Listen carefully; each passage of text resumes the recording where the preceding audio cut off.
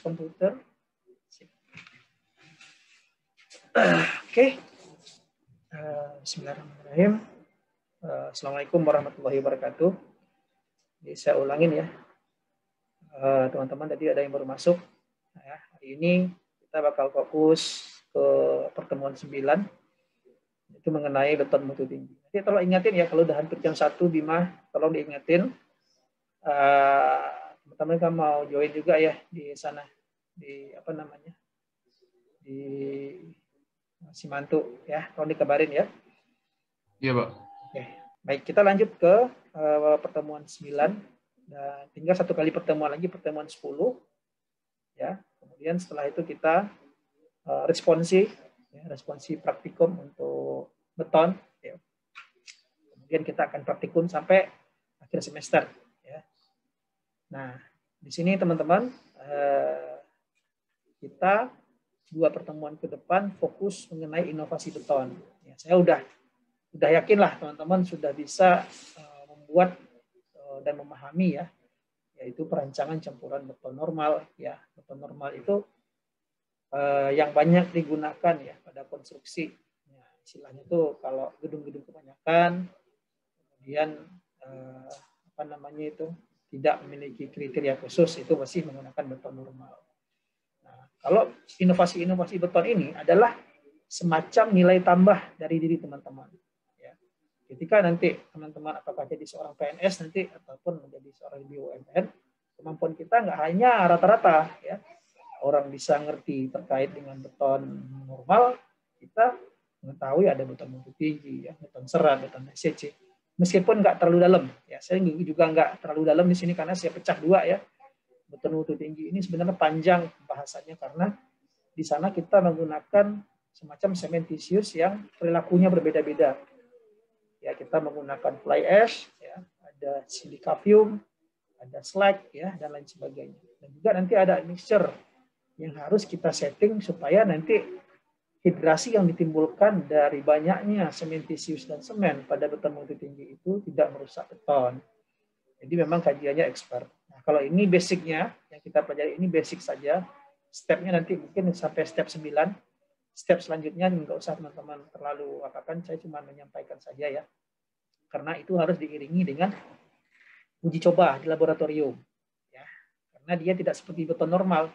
Kalau beton normal, parameternya nggak terlalu banyak ya. Dan kita tanpa menggunakan cementitious dan tanpa menggunakan admixture juga masih oke untuk semen normal. Sementara di sini untuk semen mutu tinggi, kayak beton mutu tinggi, ya beton serat, beton SCC, dan beton lainnya yang bersifat khusus itu perlu diiringi perancangan campurannya dengan menggunakan trial laboratorium. Nah, jadi itu dia. Nanti kita akan coba ya di praktikum kita. Sebenarnya kampus rata-rata capaian kompetensi mahasiswa itu hanya sekedar mortar dan beton normal saja untuk prakteknya. Kalau di sini saya coba rancang menambah 2 keahlian dari teman-teman, paling tidak bisa mengetahui prosesnya ya, untuk beton mutu tinggi dan beton SCC namanya, self compacting concrete. Jadi tanpa digetarkan beton itu akan memadat dengan sendirinya. Nah, itu yang kelebihan kita nanti. Nah, di sini pun saya harap teman-teman setelah perkuliahan ini sudah terbuka portal baru dari peluang-peluang yang ada pada diri teman-teman. Yaitu jadi quality control bisa, ya, quality control untuk batching plan, untuk laboratorium di bidang KPU-an ya, sudah mampu untuk merancang campuran beton normal. Ada pengetahuan juga basic untuk beton mutu tinggi dan beton SCC contohnya. Beton serat juga, tapi nanti akan kita praktekkan beton mutu tinggi dan beton SCC ya, untuk tambahan ya. Kalau pokoknya itu tetap beton normal. Oke, kita langsung saja karena saya nggak bisa banyak membagikan informasi di sini karena waktu terbatas ya. Nanti gini, kalau seandainya sudah selesai yang di Simantunya kayaknya nggak lama, karena memang pembukaan dulu 1/4 jam, kemudian nanti palingan nanti presentasi tanya jawab paling itu saja. Saya harap nggak terlalu lama. Nanti teman-teman masuknya nggak apa-apa telat dikit ya di sana di Simantunya, dan tolong sampaikan pertanyaan saya tadi kalau seandainya kita diberikan akses full ya. seperti PNS Kementerian PU, berarti teman-teman satu kakinya sudah menapak di sana, ya, menapak di portal ilmu pengetahuannya Kementerian PU. Ya. Nanti ada perpustakaan juga kita di pusat, ya. Kemudian akses-akses lain di Jakarta, ya. Nah, kalau Simantu ini kita sudah diberikan akun, ya mudah-mudahan kita sudah bisa mengakses peraturan-peraturan terbaru, ilmu-ilmu yang lebih dalam, itu intinya. Oke, kita lanjut, ya, untuk pertemuan ke-9. Memang ini agak padat, ya, dua teknik teknologi beton kita gabungnya di situ. Tapi nggak apa-apa, ini bersifat dasar saja, basic, jadi nggak terlalu harus dipikirkan dalam-dalam, ya. Nanti akan ada tipikal perhitungan, ya. Kalau nanti terlalu yang bisa sederhana kita sederhanakan, gitu aja intinya. Oke, di sini apa sih yang akan jadi capaian pembelajaran kita pada pertemuan ini? Nah, di sini yang pertama yaitu kita akan mengenal apa itu beton kinerja tinggi. Ya. Jadi teman-teman nanti jangan tertukar, ya, beton mutu tinggi dengan beton kinerja tinggi. Jadi supaya ke depan nggak salah kaprah, kita kenalkan dulu apa itu beton kinerja tinggi. Kemudian yang kedua adalah beton mutu tinggi. Nah, ini adalah topik utama kita, ya. Konsep beton mutu tinggi itu seperti apa? Apa yang menyebabkan dia dikatakan beton mutu tinggi? Jadi sebenarnya hasil UAS kemarin ada yang bikin saya bangga dengan teman-teman, ya, meskipun ada beberapa yang saya yakin bukan nggak bisa, tapi waktu kurang, ya, waktu kurang. Tapi saya tidak akan memberikan nilai yang terlalu jelek, ya, bagi teman-teman yang nggak sempat menuntaskan semuanya, karena saya tahu batasan dari teman-teman itu seperti apa. Tapi memang ada juga yang perlu diperbaiki ke depan, ya. Jadi kalau untuk soalnya esai itu jangan diketik, ya. Kalau yang hitungan boleh lah, gitu kan, teman-teman sudah punya punya masternya lah, tugas sudah berapa kali bikin tugas, tinggal ganti-ganti, masukin, udah tinggal di convert ke PDF, selesai. Tapi kalau saya minta dengan bahasa Anda sendiri, Anda bikin secara ringkas, nah, ada sebagian yang mengcopy paste ke Word, mengcopy paste, ya, ke Word paparan saya. Jadi tinggal copy paste, nah, nomor 1 selesai 2 menit selesai, gitu kan. Nggak perlu nulis, Ctrl C, Ctrl V, jadi dia kan jawaban nomor 1. Nomor 2 gitu juga. Nomor 3, nomor 4, udah gitu kan. Setengah jam udah selesai. Tinggal fokus kerjain soal nomor 6, setengah jam contohnya kan. 1 jam udah santai-santai aja. Itu nggak fair kan. Sementara teman-teman yang lain mengerjakan dengan tulisan tangan. Dan saya ada apresiasi beberapa orang yang mengerjakan dengan tulisan tangan sampai 6-6-nya meskipun nggak selesai, saya apresiasi tinggi itu. Jadi saya bilang kalau yang saya berhenti mengejar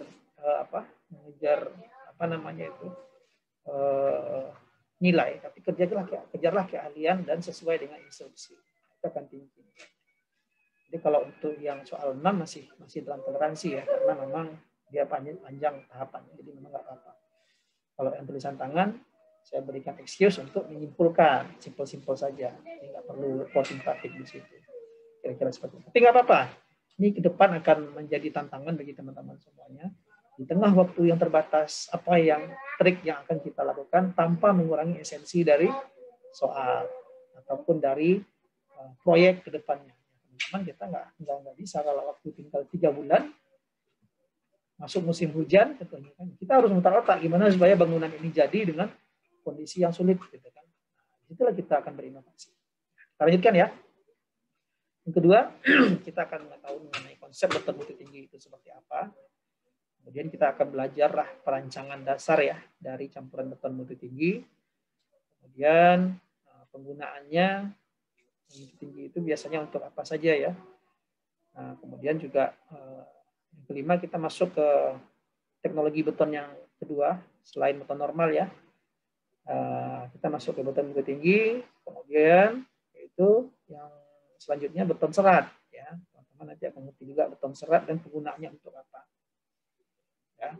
Sebenarnya 2 minggu ini praktikum cukup pendek, ya, waktunya untuk kita menguji 4 beton, ya, dengan awalnya harus melakukan penyelidikan agregat terlebih dahulu.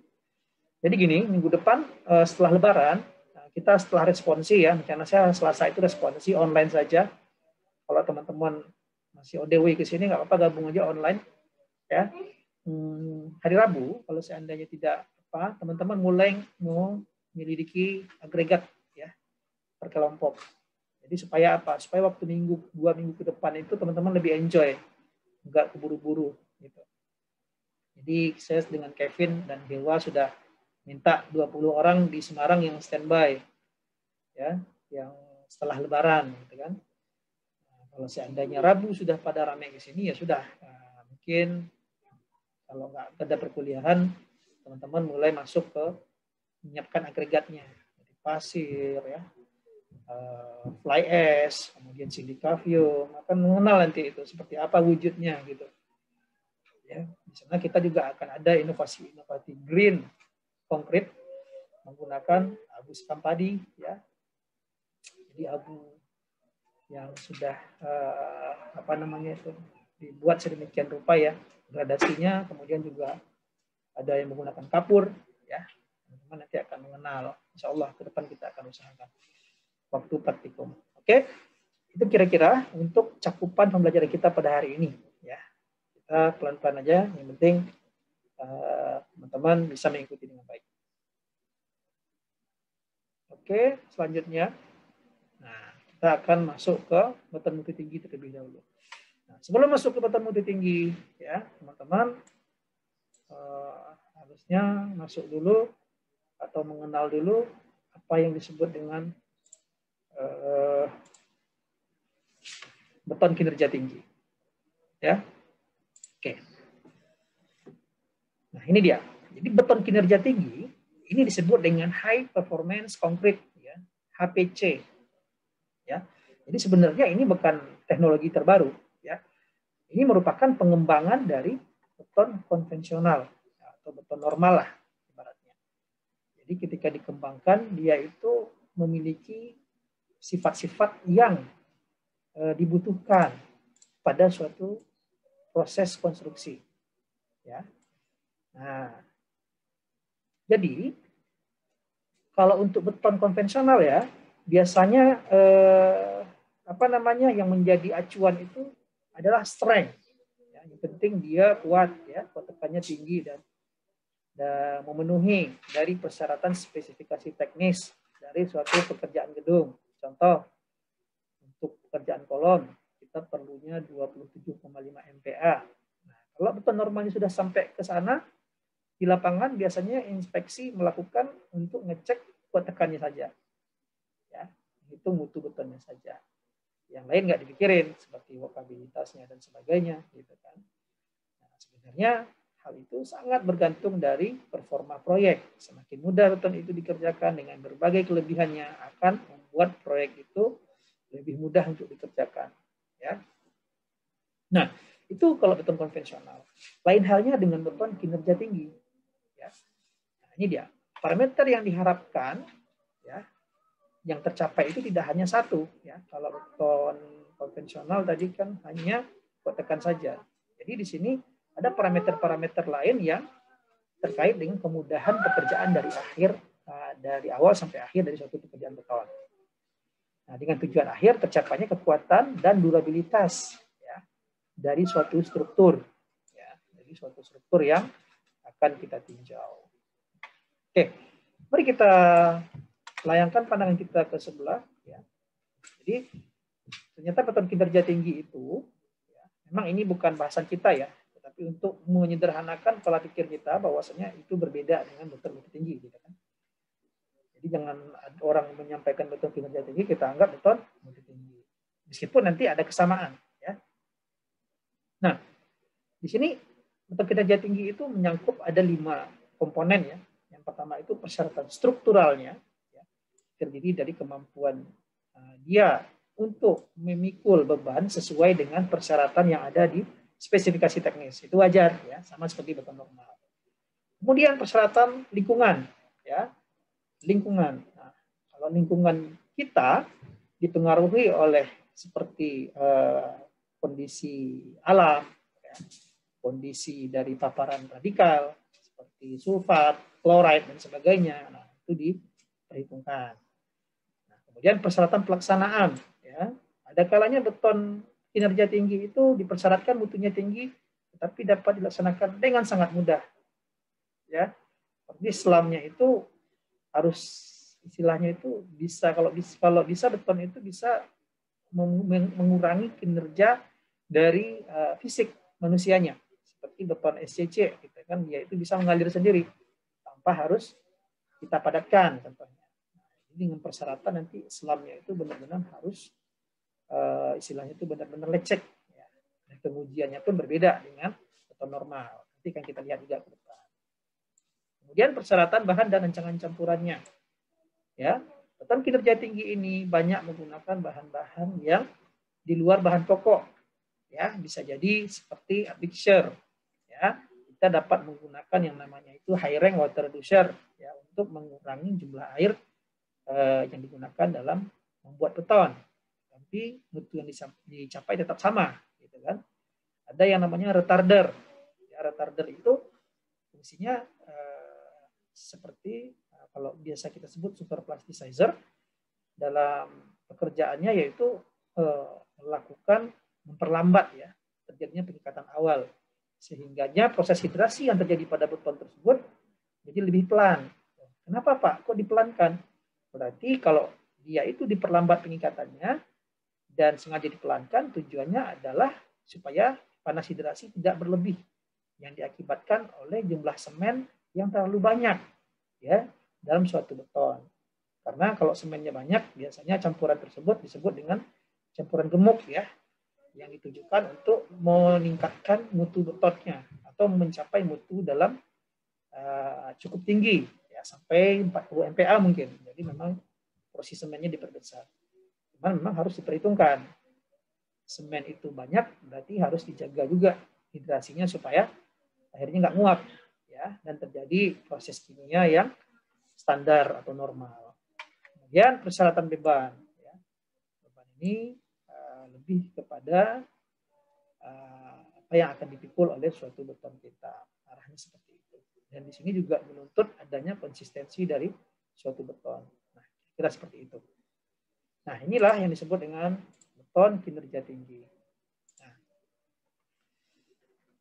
Nah, kalau secara istilah, ya, beton kinerja tinggi adalah beton yang dibuat dengan bahan yang tepat, ya, dikombinasikan sesuai dengan desain campuran yang dipilih, ya, dan memiliki kemudahan pada saat dicampur, ya, pada saat mixing, ya, kemudian transporting, ya, atau diangkut, dan di sorting, ya, atau dicor, ya, ketika dicor, ya, atau diinstal itu dia mudah.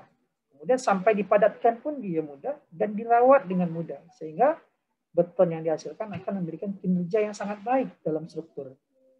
Tentu saja sesuai dengan posisi beton tersebut ditempatkan, ya, ataupun pada lingkungan tertentu, ya, dan mampu menahan beban yang bekerja selama umur rencana. Ya, ini kajiannya jangka panjang. Jadi kalau suatu produsen beton menghasilkan beton kinerja tinggi, dia harus mengecek studi campurannya ini bertahun-tahun sampai dia bisa membuktikan, oh, dalam 10 tahun tidak ada terjadi penurunan mutu, ya, justru tetap stabil, gitu kan. Nah, jadi memang harus dulu, meskipun banyak formula-formula yang diluncurkan ke publik oleh sumber-sumber tertentu, ya, tetapi kita belum bisa itu mengambil 100% untuk kita aplikasikan, karena yang paling jelas itu sumber ataupun resource yang ada pada daerah kita, ya, belum tentu sama dengan tempat di mana orang tersebut menghasilkan formula, ya. Di sini pun kayak di Amerika, STM contohnya, atau ICI, ya, dia mempersyaratkan suatu formula untuk membuat beton kinerja tinggi. Itu belum tentu relevan dengan negara kita, ya. Contoh untuk produksi produksi fly ash, ya, mungkin karakteristik fly ash kita berbeda dengan mereka. Jadi memang harus kita lakukan riset sendiri, ya. Kalau teman-teman nanti jadi quality control, ya, atau nanti di litbang ya, kalau jadi PNS biasa di litbang ya, ataupun di laboratorium, harus melakukan riset terlebih dahulu sebelum kita publish ke publik ya.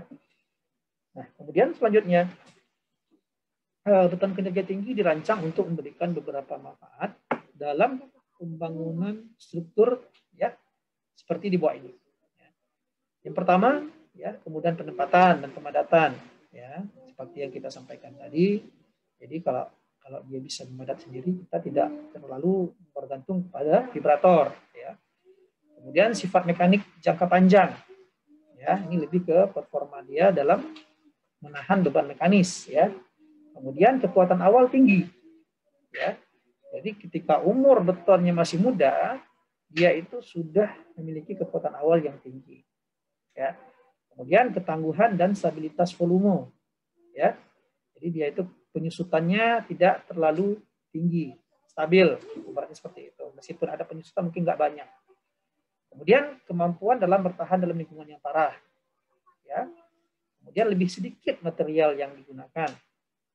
Yang istilahnya itu yang kita ketergantungan dengan material tertentu seperti semen ya. Bisa kita kolaborasikan dengan limbah seperti fly ash gitu kan. Kemudian mengurangi pemeliharaan, memperpanjang usia struktur dan estetika. Ya. Jadi kalau dia itu sudah kinerja bagus, mungkin kita nggak perlu menambal-nambal atau mempoles-poles lagi ya. Kalau ada lubang atau apa, dia sudah bisa mengisi dengan mandiri gitu. Kira-kira seperti itu. Selanjutnya spesifikasi ya beton kinerja tinggi, di mana di sini akan menuntut agar beton dapat memenuhi persyaratan kriteria. Ya. Jadi memang ada kriteria tertentu yang harus dipenuhi ya agar bisa diaplikasikan di lapangan gitu. Agar bisa diaplikasikan di lapangan. Nah, kemudian beton kinerja tinggi juga lebih sensitif ya, lebih sensitif terhadap perubahan sifat bahan utamanya. Ya.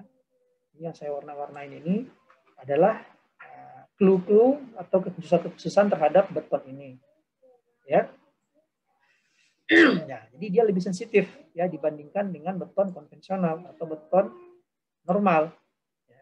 Karena apa Pak? Ya, karena banyaknya bumbu-bumbu ataupun ingredient-ingredient yang kita gunakan untuk bikin beton ini dengan perilaku yang berbeda-beda. Ya, fly ash mungkin berat jenisnya berbeda dengan semen. Ya, fly ash tersebut bagus kalau seandainya ada aktivator, semacam suatu cairan zat kimia ya yang bisa kita gunakan untuk membangkitkan atau mengaktifkan dia itu bisa mengikat lebih kuat. Ya, harusnya seperti itu. Ya, meskipun dengan air pun ada juga orang yang pakai, tapi kalau menggunakan suatu zat kimia tertentu, kalau memungkinkan nanti saya akan juga order ya, kita akan coba praktek, tapi kalau waktu nggak memungkinkan mungkin kita pending dulu, mungkin kita lebih ke riset. Sebenarnya kemarin saya mau menawarkan ke teman-teman juga, awalnya saya tawarkan ke Hilwa ya untuk kita ada lomba di PNJ, cuman kondisinya kita masih Ramadan kan, jadi mungkin belum cocok waktunya. Ke depan kalau teman-teman sudah bisa bikin tutorial, sudah bisa praktikum, kalau ada lomba nanti enak, kita udah tahu prosedurnya. Ya, tinggal lihat ada flyernya, kita baca, oh beton mutu tinggi, oh ya kita udah coba kemarin. Jadi tinggal lihat aja, oh kalau green material, sudah kita kolaborasikan beton mutu tinggi tersebut, perancangannya dengan tambahan bahan-bahan yang setempat yang bagus performanya. Kalau dia sensitif, lebih sensitif dari beton konvensional, berarti akan diperlukan tingkat pengendalian mutu yang lebih tinggi ya untuk dapat memproduksi beton kinerja tinggi. Jadi harus banyak trial dan errornya teman-teman. Ya, jadi suatu batching tersebut harus mempertanggungjawabkan nanti hasil dari beton yang dibuatnya. Ya, jangan kinerjanya aja tinggi, ketika dicor, setelah dia kering, mutunya drop. Nah itu bahaya. Jadi kinerja tinggi itu mempermudah juga sebetulnya dari suatu pelaksanaan gedung, ya. Namun jangan sampai tidak memperhatikan mutunya. Gitu. Nah, jadi ini dia, kita harus hati-hati memilih bahan baku ya, seperti ya, semen, agregat, ya, termasuk bahan kimia dan mineral, dan desain campuran yang tepat ya, untuk mencapai tujuan kinerja yang diinginkan. Ya. Pada umumnya beton kinerja tinggi menggunakan kadar sementisius yang tinggi ya. Sementisius itu sudah berulang-ulang saya sampaikan bahwasanya ini adalah bahan tambahan untuk semen. Ya. Fungsinya mirip semen, makanya disebut sementisius. Contohnya fly ash, ya, silikavium dan sebagainya. Keluarga-keluarganya lah, gitu kan, yang memiliki silika, ya. Jadi memang untuk rasio air semennya pun itu 0,4 atau kurang. Ya. Jadi dia itu bisa dikatakan antara beton SCC dan beton mutu tinggi. Ya. Kalau sedikit banyak faktor air semen, ya, berarti nanti akan mutunya akan drop, ya. Tapi di sini faktor air semennya kurang, namun tetap mudah dikerjakan. Nanti kita harus bermain dengan bahan tambah kimia, ya.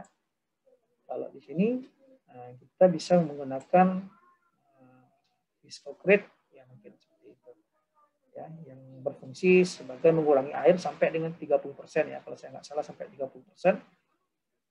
Jadi dia itu lebih ke berfungsi sebagai high rank water reducer, ya, mengurangi jumlah air dalam cukup besar. Nah, jadi kesimpulannya apa, Pak? Nah, ini dia kesimpulannya. Beton kinerja tinggi dengan beton mutu tinggi dalam kondisi saat ini dapat saya carikan referensi bahwasanya beton mutu tinggi itu akan selalu berkinerja tinggi, tetapi beton kinerja tinggi tidak selalu beton mutu tinggi. Bisa jadi beton SCC dia, tapi beton mutu tinggi ini masuk salah satu kepada beton yang berkinerja tinggi. Apakah mutunya, apakah proses pengerjaannya. Jadi salah satu dari beton kinerja tinggi ini adalah beton mutu tinggi. Tapi produknya apakah cuma beton mutu tinggi, Pak? Tentu tidak. Bisa jadi nanti semi SCC, beton SCC dan sebagainya. Bisa jadi seperti itu. Tergantung dengan pemanfaatan. Ya, nah itu dia. Oke. Nah, selanjutnya kita lihat di sini. Ya. Ini berdasarkan ICI. Ya. Kita lihat di sini bahwasanya untuk ICI 363, ya, batasan minimum untuk high strength concrete adalah 41 MPa. Ya. Nah, 41 MPa atau 6000 PSI. Ini minimum, ya, 41 MPa. Mutu beton high strength, mutu tinggi, ya, 41 MPa.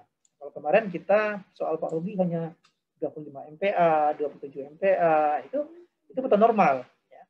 Kita berbicara seniornya sekarang, ya, high strength concrete, ya, high strength concrete, ya. Menurut ICI, batas terendah kekuatan tekannya itu adalah 41 MPa. Nah, di standar lain, ya, ada yang namanya PDT 04/2004C. Ini kuat tekan dipersyaratkan itu adalah 40 sampai 80 MPa. Itu yang disebut dengan beton mutu tinggi. Ya, di mana di sini benda ujinya adalah ya, silinder biasa 15 kali 30, ya. Jadi kekuatannya itu 40 sampai 80. Itu yang disebut dengan beton mutu tinggi. Nah, menurut ICI, ya, untuk beton kinerja tinggi, high performance concrete, ya, adalah beton yang memenuhi kombinasi persyaratan kinerja tertentu, ya, dan persyaratan keseragaman yang mungkin saja tidak dicapai dengan teknik yang digunakan dalam beton konvensional umumnya. Ya, berarti di sini beton tinggi ini perlu kita bikin suatu rancangan khusus yang tidak dapat kita temui pada beton konvensional pada umumnya. Ya, karena pemanfaatannya mungkin pada kondisi tertentu. Ya, mungkin nggak semuanya gedung harus kita pasang dengan perlakuan yang sama, gitu kan. Seperti selamnya untuk balok dengan plat mungkin berbeda. Kalau untuk tulangannya rapat supaya lebih gampang kita kerjakan, kita menggunakan yang nilai selamnya itu sangat tinggi atau bahkan sangat lecek sekali contohnya. Tapi meskipun lecek dia sangat kuat. Kira seperti itu. Oke, kita lanjutkan. Ya, jadi beton mutu tinggi itu termasuk bagian dari beton kinerja tinggi. Tetapi tergantung, tidak semua beton kinerja tinggi itu adalah beton mutu tinggi. Jadi mungkin nanti beton konstruksi dan sebagainya. Bisa jadi seperti itu ya, teman-teman. Nah, benang merahnya sudah kita lihat. Nah, kira-kira seperti ini dia. Ya, kalau sifatnya ya, jadi kebutuhan akan kinerja atau performance. Ya, ini selain dari kekuatan, banyak hal yang kita tinjau ya, seperti kekuatannya, keawetan, kemudahan pelaksanaan. Nah, secara garis besar, ya, kalau beton biasa seperti ini performanya, ya. Kemudian untuk beton kinerja tinggi seperti ini, ya. Jadi di sini porsi untuk apa namanya sementisius ya, dengan semennya hampir berimbang, ya. Dan porsi antara pasir dengan agregat kasar juga berimbang. Kalau kita kan di rancanglah beton normal dengan 27 MPa. Nanti biasanya batu pecahnya lebih banyak di pasir ya. Kalau kita merancang pakai SNI 2000, ya, mungkin banyak kali teman-teman itu pasirnya 700, batu pecahnya 900, pasirnya 300, ya. Walaupun ada pakai sementisius ataupun seperti fly ash sedikit saja, 10% katanya kan. Mixer, air dan sebagainya. Kira-kira seperti itu porsinya. Ya. Jadi di sini. Maaf Pak, ya, sudah. Ya. Nah, seperti ini. Ya. Nah, ya, ketika ini contoh pada fondasi jembatan, ya, yang tidak memperhitungkan persyaratan kinerja, ya, dipasang tidak sesuai dengan apa kondisi yang seharusnya, gitu, kondisi betonnya, semuanya seperti ini jadinya. Dan hal ini tidak kita inginkan, ya. Apalagi nanti untuk gedung teman-teman akan memasang ini namanya bore pile tentunya kan, membutuhkan yang beton yang benar-benar mutu tinggi dan kinerjanya tinggi, ya. Sampai ada seperti yang namanya apa rongga-rongga, ya, segregasi di situ. Nah, ini contoh untuk beton kinerja tinggi dengan berbagai tipe semen ya. Di sini ada OPC ya, ordinary Portland semen ya, konsolan Portland semen ya, dan semen PCC. Nah, di sini pada umur 28 ya. Nah, di sini ya hampir sama lah mutu betonnya ya. Mutu betonnya hampir sama ya. Nah, selanjutnya kita akan masuk kepada pengujian ya, dalam hal pengujian beton kinerja tinggi. Secara fisik memang hampir sama ya dengan beton normal ya. Cuman di sini beton kinerja tinggi ini ada beberapa hal yang lebih spesifik pengujiannya dibandingkan beton normal. Jadi di sini yang pertama yaitu pengujian kuat tekan ya. Pengujian kuat tekan memang di sini kita sudah memiliki mesin compression mesin untuk apa namanya pengujian silinder ya ataupun kubus beton. Di laboratorium kita punya 2 set yang bisa kita gunakan. Jadi ini sangat umum ya, kita cek untuk pengujian kubus ataupun pengujian silinder ya.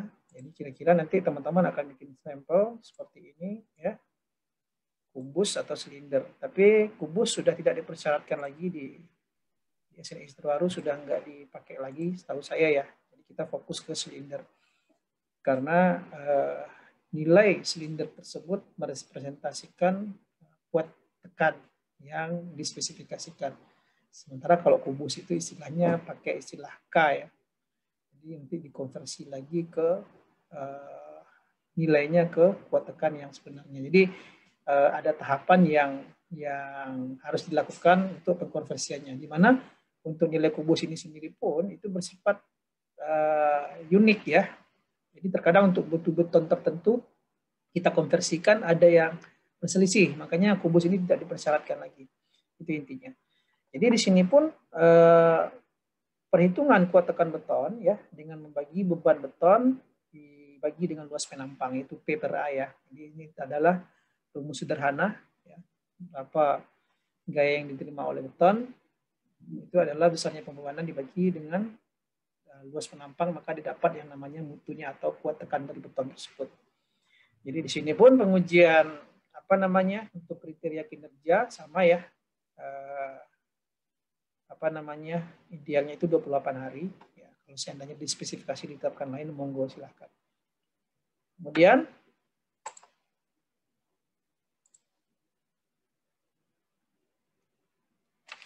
selanjutnya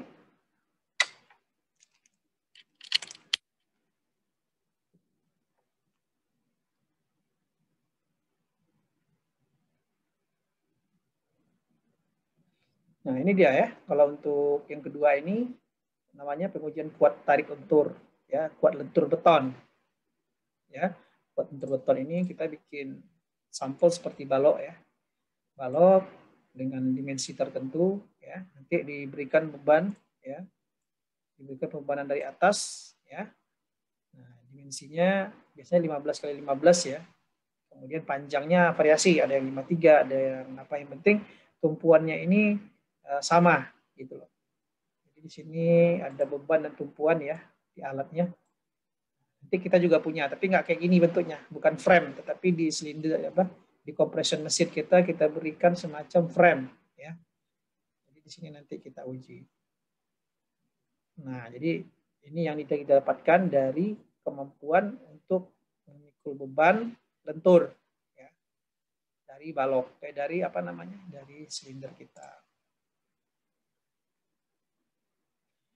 Kemudian ini yang ke selanjutnya ya. Jadi di sini untuk pengujian ketahanan abrasi dari permukaan beton atau mortar ya.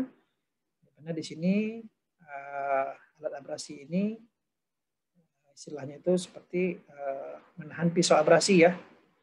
Menahan pisau abrasi di permukaan beton atau mortar. Ya. Kita tidak mensimulasikan ini ya teman-teman, karena memang ini sepertinya sudah ke yang spesifik ya. Kemudian permeabilitas beton, ya, permeabilitas beton itu berkaitan dengan bisa apa, kemampuan dari beton untuk apa namanya, melewatkan air ya, permeabilitas. Jadi dia itu porus ya.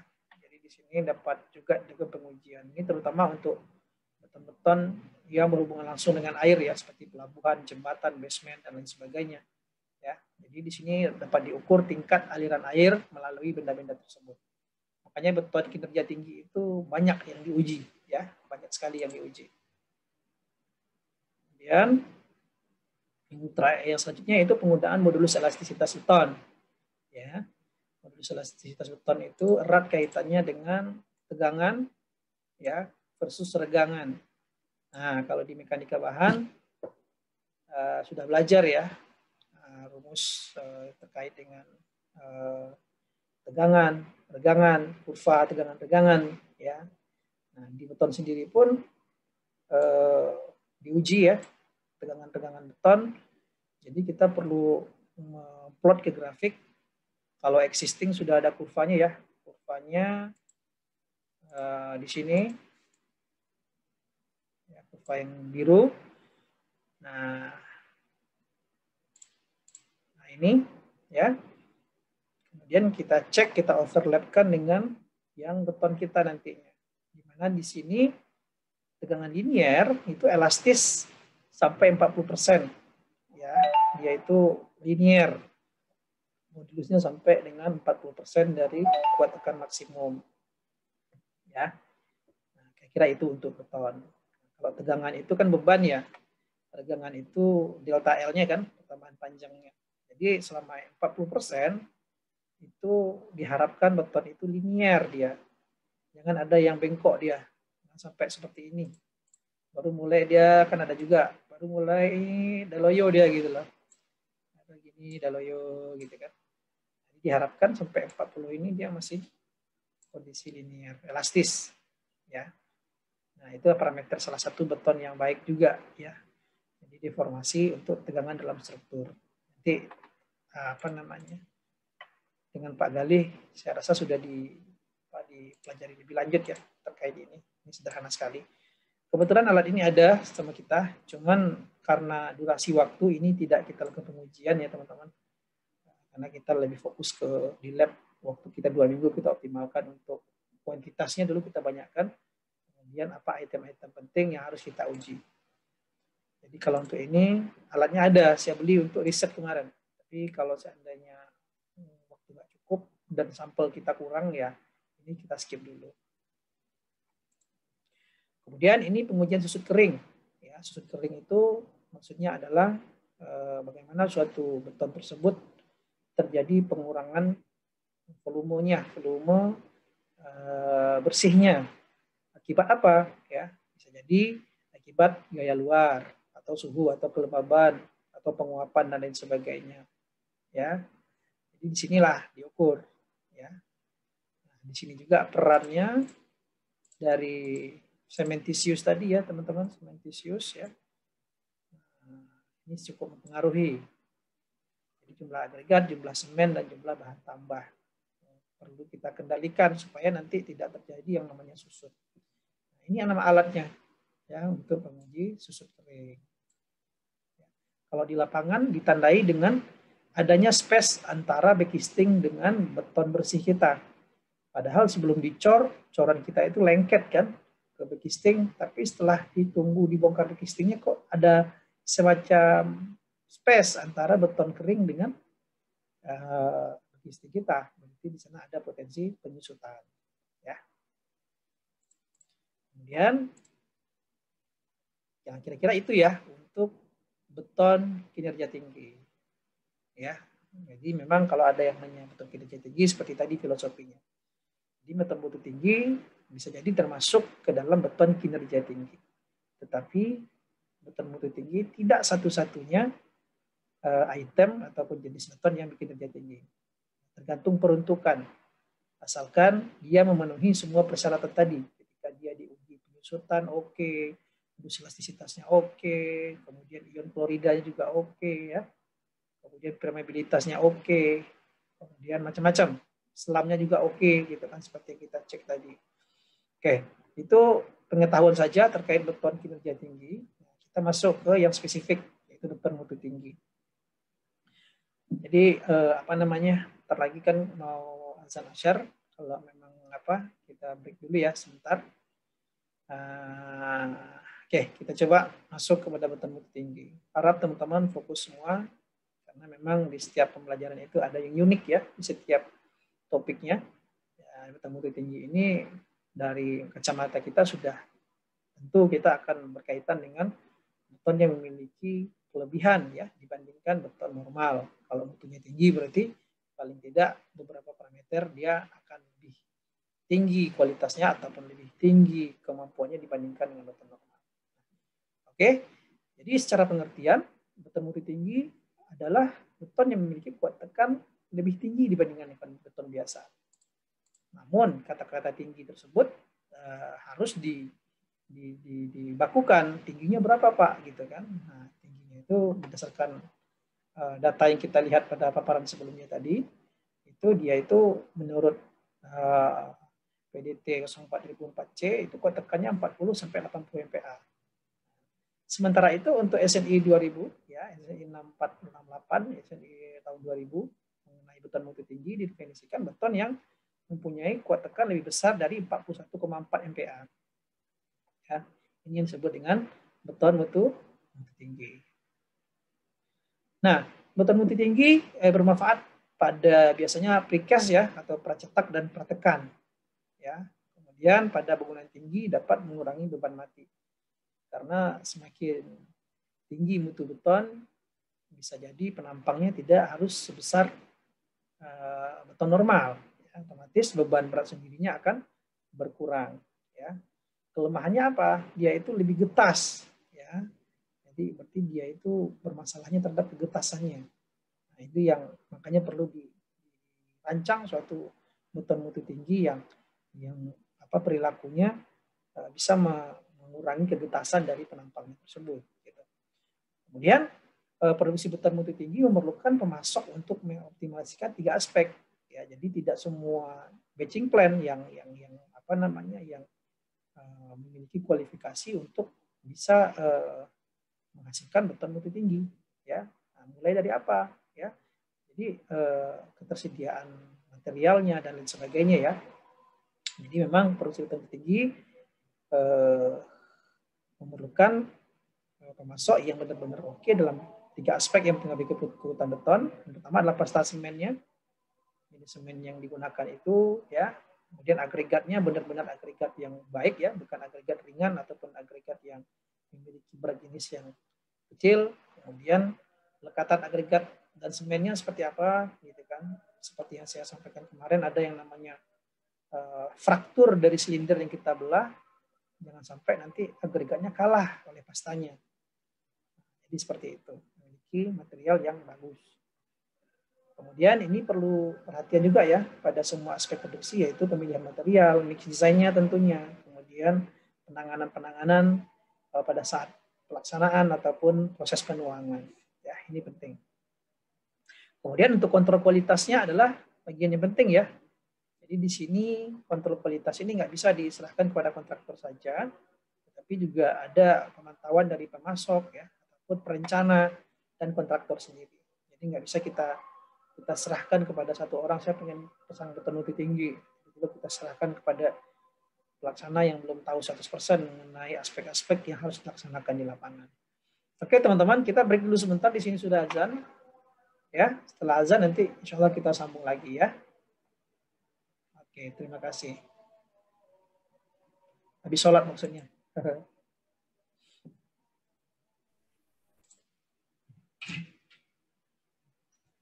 Iya, Pak. Oke. Nah, itu dia konsep pokok mengenai beton mutu tinggi. Ya. Nah, ini saya harap teman-teman juga bikin nanti resume mengenai apa yang teman-teman ambil dari paparan ini. Jadi resume itu penting, karena biasanya ada yang keluar ujian. Kalau teman-teman udah bikin resume, tinggal tuangin aja ke kertas ujiannya. Jadi nggak perlu copy paste lagi dari paparan saya ke kertas ujiannya. Oke, kita lanjutkan. Nah, ini dia. Berdasarkan SNI, ya, tahun 2000 ya, ICI 318, ICI 363R92, ya, dari benda iji yang diameternya 15 dan tingginya 30, bahwasanya beton mutu rendah itu ketika FC prime-nya kecil dari 20 MPa atau low strength concrete ya, di bawah 20 MPa. Kemudian beton mutu sedang ya, atau beton normal lah ibaratnya kita.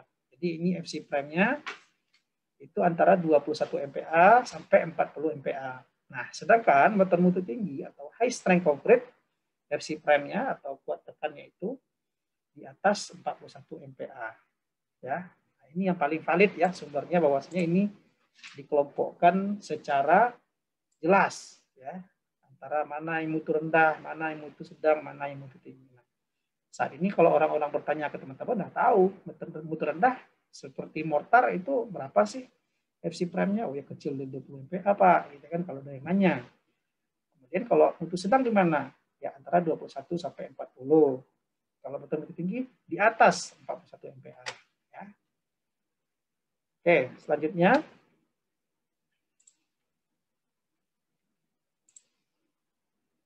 Nah, ini dia. Persyaratan kinerja untuk beton mutu tinggi. Ya. Jadi di sini kita agak cepat aja teman-teman, karena mau buka puasa kayaknya kan. Jadi memang untuk yang bisa dibaca, teman-teman baca, teman-teman ringkas apa yang ada di sini, ini sudah disarikan ke dalam kalimat yang mudah dipahami ya. Nah, oke. Kita lanjut yang pertama terkait dengan umur uji ya. Umur uji dipersyaratkan untuk beton mutu tinggi umur 28 hari dan umur 56 hari ya, untuk waktu pengujian silindernya. Jadi untuk umur 7 hari, 14 hari tidak dipersyaratkan ya, karena cenderung untuk beton mutu tinggi itu di awal-awal itu mutunya justru nggak langsung tinggi, justru rendah mutunya. Jadi nanti ketika umur 28, ketika sudah matang ya, ataupun kondisinya sudah mengalami umur pematangan dari hidrasinya sampai dia mengeras umur 28 atau 56 hari. Kita usahakan nanti di praktikum kita coba umur 28 kalau memungkinkan ya. Kalau enggak ya kita cari sampel saja di umur-umur yang lebih awal. Kemudian kuat tekan yang disyaratkan ya. Jadi untuk kuat tekan yang disyaratkan, campuran harus diproporsikan sedemikian rupa ya, Sehingga kuat tekan rata-rata dari hasil pengujian di lapangan lebih tinggi ya daripada kuat tekan yang dipersyaratkan ya, atau kuat tekan yang kita inginkan ya. Jadi memang harus diproporsikan sedemikian rupa. Nah, nanti dalam SNI 2000 pun dia melakukan trial campuran coba-coba, diuji. Nanti kalau memang harus ada perubahan air dan sebagainya, dikoreksi lagi dan dilakukan sampai dapat fungsional yang ideal. Oke, selanjutnya, nah ini persamaan ini disebut dengan kuat tekan perlu ya, FCR, F aksen CR. Ini kita temukan juga pada beton normal waktu kita menggunakan metode ICI ya. Jadi untuk beton boleh menentukan proporsi campuran beton ya, kekuatan tinggi berdasarkan pengalaman lapangan ya, boleh sebenarnya, asalkan itu bisa konsisten. Asalkan pada kekuatan rata-rata ditargetkan FCR ini nilainya lebih besar daripada dua persamaan berikut. Kekuatan perlu itu F aksen CR dengan F aksen C ditambah 1,34 S persamaan 1 ya, dan F aksen CR sama dengan 0,9 dikali FC aksen ditambah 2,33 kali S. Nah, sehingga saya ini untuk penjelasannya sudah pernah saya terangkan di beton, rancangan beton dengan metode ICI step 4, kalau saya nggak salah step 4. Ini dari mana datanya 2,34, 2,33, 0,9 ya. Sebenarnya ini bawaan rumus, nanti akan ada di SNI 2000 yang itu lebih tinggi ya, bukan normal. Kemudian dalam hal ini, produsen beton menentukan proporsi campuran beton berdasarkan campuran coba-coba di laboratorium. Irwan Jody, aman? Posisi di mana? Jalan. Sialan sih. Irwan Jody di mana ini? Oh, maaf Pak, lagi di jalan Pak. Oh, yaudah di mute aja Jody. Oh, enggak Pak, maaf. Belum lupa kepencet Pak, mohon maaf Pak. Gimana sih kuliah sambil jalan? Jatuh loh kamu. Di mute dulu. Mana nih partisipan? Mute. Oke. Nah, dari dua persamaan ini sebagai acuan dari perancangan di laboratorium, ya, maka kuat tekan rata-rata yang ditargetkan itu menggunakan persamaan ini dia yang kita pakai, ya. F aksen CR sama dengan F aksen C ditambah 9,66 MPa dibagi 0,9. Nah, ini yang kita simpan untuk perancangan campuran beton mutu tinggi. Ya, dasarnya tetap dari yang ini, ya. Ini berkaitan dengan statistik pengujian di laboratorium, ya, tergantung dengan besaran kuat tekan yang ditargetkan. Singkat saya seperti itu ya. Teman-teman bisa lihat kembali di pertemuan sebelumnya di rancangan ICI untuk perancangan beton normal metode ICI atau SNI 2012. Oke, ini kita simpan dulu ya. FCR sama dengan efisiensi ditambah 9,66 dibagi 0,9. Kemudian untuk persyaratan lainnya, ya, beberapa persyaratan lain yang mempengaruhi pemilihan bahan dan proporsi campuran beton mutu tinggi antara lain modulus elastisitas, kuat tekan dan kuat lentur, ya, panas hidrasi, rangka dan susut akibat pengeringan, permeabilitas, waktu pengikatan, metode pengecoran dan kelecekan. Nah, sebagian dari ini sudah kita bahas tadi tata caranya di waktu kita di presentasi awal ya, untuk beton kinerja tinggi. Alatnya seperti tadi ya, modulus elastisitas, kemudian kuat tekan, kuat lentur, kuat tekan itu dengan silinder, kuat lentur dengan balok ya, menguji panas hidrasi. Tadi juga kita mengecek untuk kondisi susutnya ya, rangka, kemudian ada permeabilitas ya. Kemudian waktu pengikatan, pengecoran dan kelecekan. Ini persyaratan lain. Ya, jadi mutu tinggi ini benar-benar harus lebih lebih spesifik ya item-itemnya dibandingkan kita beton normal. Ya, beton normal dengan menaikkan campuran dengan standar deviasi kita sudah aman gitu kan. Kalau ini nggak cukup dengan itu. Setiap tahapan berpotensi untuk membuat penurunan mutu beton di lapangan. Kalau tidak kita persyaratkan dengan baik. Ini untuk beton mutu tinggi.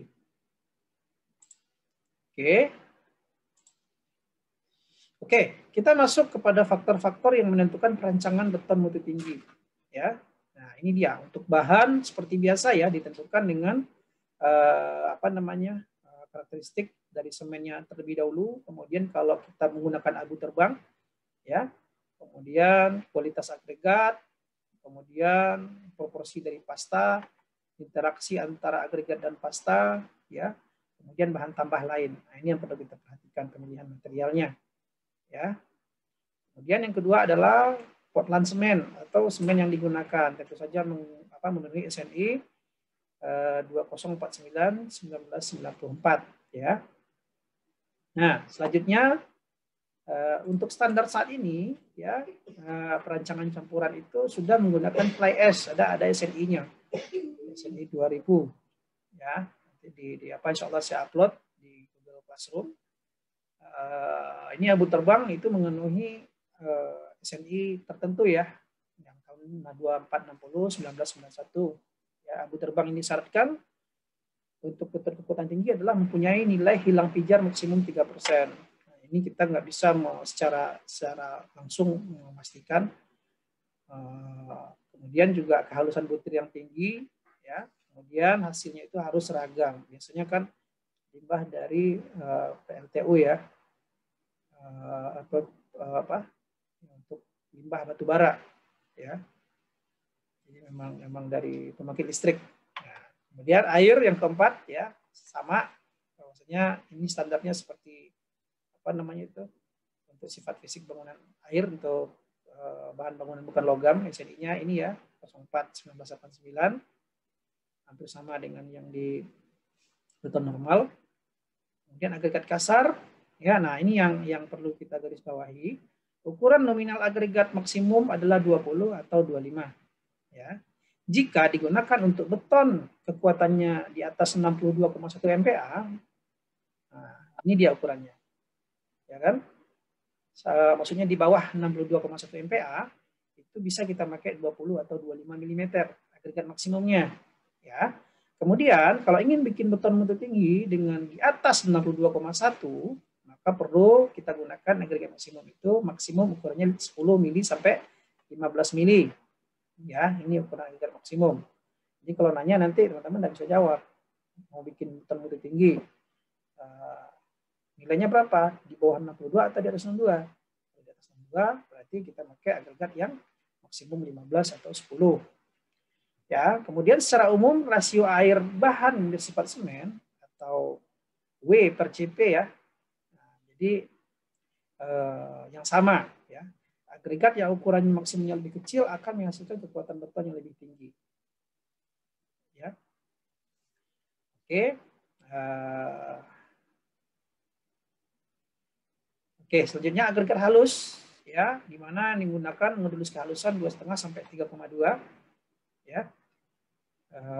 Kalau seandainya menggunakan pasir buatan, berarti harus mencapai kelecekan adukan sama dengan pasir alam.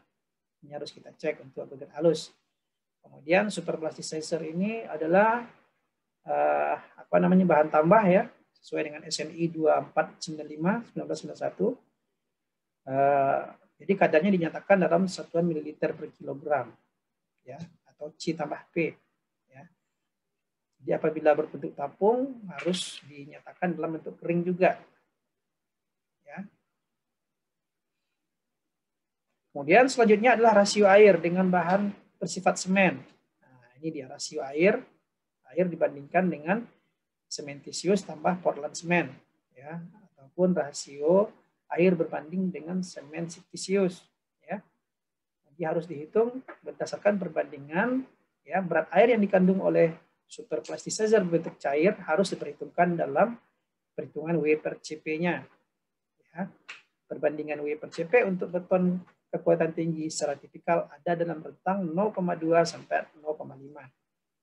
Ini ya perbandingan W/CP-nya. Kalau kita beton normal kan W per berat semen aja. Kalau Kalau sekarang enggak, ya, ada W per C tambah P, cementitious tambah semen, bahan yang bersifat semen. Kira-kira seperti itu. Kemudian yang ke-9 adalah kelecekan. Ya, ini meliputi untuk penggunaan pekerjaan ya. Kemudian selam tentunya untuk beton mutu tinggi ya. Selam yang digunakan umumnya 50 sampai 100 mm ya. Kalau seandainya kita menggunakan super plasticizer ya ataupun admixture ya, nilai selamnya boleh lebih dari 200 mm ya. Ini tergantung kita gunakan untuk apa gitu. Kemudian metode pengujian ya. Jadi memang untuk pengujian hanya berdasarkan SNI ya. Kecuali ada indikasi untuk penyimpangan karakteristik beton mutu tinggi tersebut.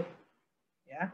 Kekuatan potensial untuk satu set bahan tertentu dapat ditetapkan hanya bila benda uji telah dibuat dan diuji pada kondisi standar. Ya.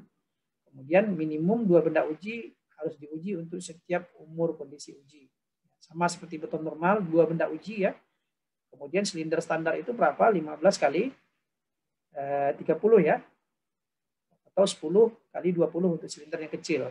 Tentunya kalau untuk silinder yang kecil jumlahnya minimumnya harus 3 ya, 3 benda uji. Kemudian yang ke-12 cetakan ya. Cetakan itu mold ya untuk mencetak benda uji sesuai dengan SNI 2493 1991. Kemudian yang ke-13 adalah capping benda uji ya, seperti yang kita bahas pada pertemuan sebelumnya, capping itu penting ya untuk bantalan untuk mentransfer beban dari mesin ke benda ujinya. Jadi biasanya pakai sulfur. Kalau beton mutu tinggi biasanya digunakan yang namanya gypsum ya. Karena kalau sulfur kita gunakan sebagai capping atau bantalan atasnya itu sulfurnya gal duluan. Nah, itu yang kita takutkan. Jadi hilang fungsinya sebagai pentransfer beban. Jadi nanti akan terjadi yang namanya konsentrasi tegangan pada sisi tertentu, sehingga nanti akan terjadi prematur failure ya, kegagalan prematur pada benda uji kita. Istilahnya itu yang runtuhnya cuma bagian pinggir-pinggir ya, pernah kita bahas sebelumnya. Kemudian terakhir yaitu mesin uji. Mesin uji yang kita gunakan itu standarnya untuk lateral ya 17.874 kg per cm, untuk longitudinal 178.740 kg per cm. Ya. Untuk mesin uji sendiri, untuk tes tekan kita sudah punya 2 unit di laboratorium. Nah, ini dia yang tadi kita gunakan sebagai dasar perancangan, yaitu SNI 036468 tahun 2000 yang berjudul Perencanaan Campuran Tinggi untuk beton mutu tinggi ya, dengan portland semen dan substitusi abu terbang ya, atau dengan abu terbang. Nah, jadi di sini kita didasarkan pada empiris ya, bisa ada grafik ya, ada tabel dan sebagainya, atau kebanyakan di sini tabel ya, tabel nanti akan digunakan untuk prosedurnya ya. Oke, kita langsung saja untuk perancangan campurannya. Nah, di sini langkah pertama yaitu tentukan selam ya. Selam di sini apakah 50 sampai 100 atau 200 sampai 500 mm ya. Kemudian perlu digarisbawahi sebelum dilaksanakan pengecoran di lapangan ditambah dengan super plasticizer sampai selam yang disyaratkan tercapai ya. Nah, jadi super plasticizer itu untuk membuat beton itu jadi lecek gitu loh.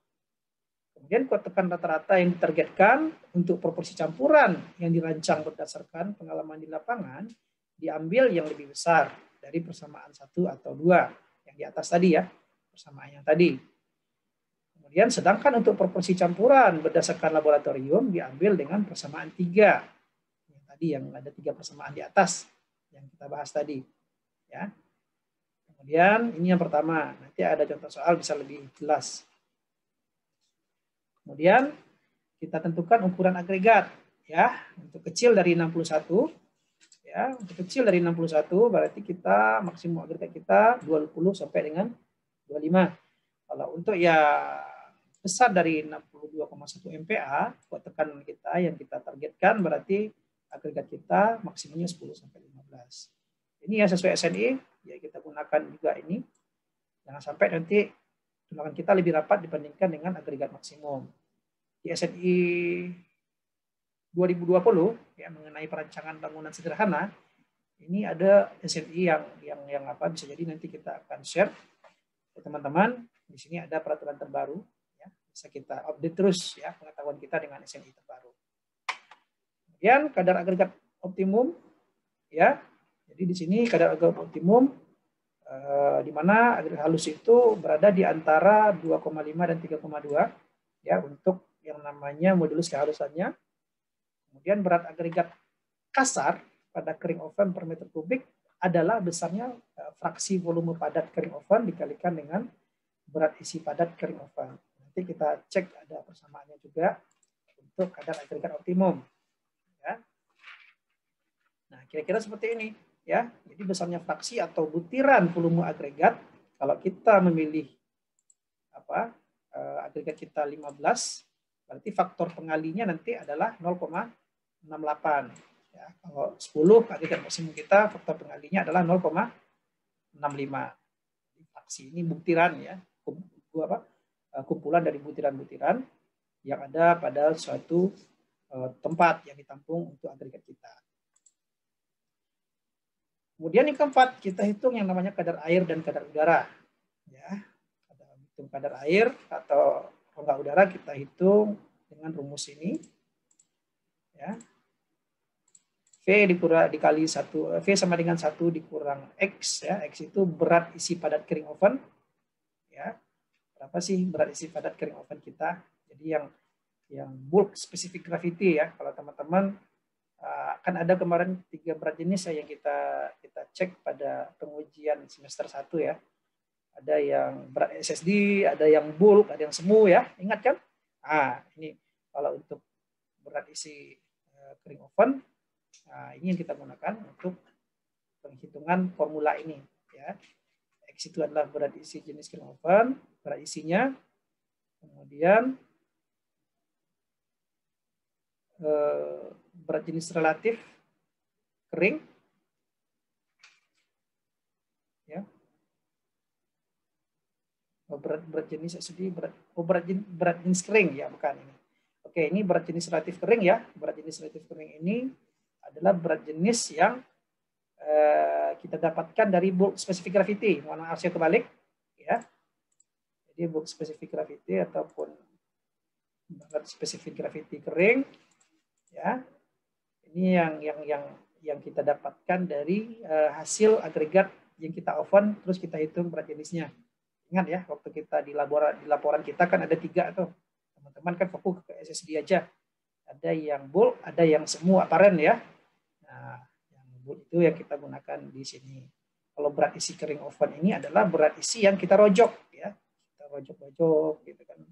Kemudian per meter kubiknya berapa sih kalau kita masukkan berat yang agregat yang sudah kita kering itu kita padatkan ya, kita rojok, kita hitung 1 meter kubiknya berapa gitu kan.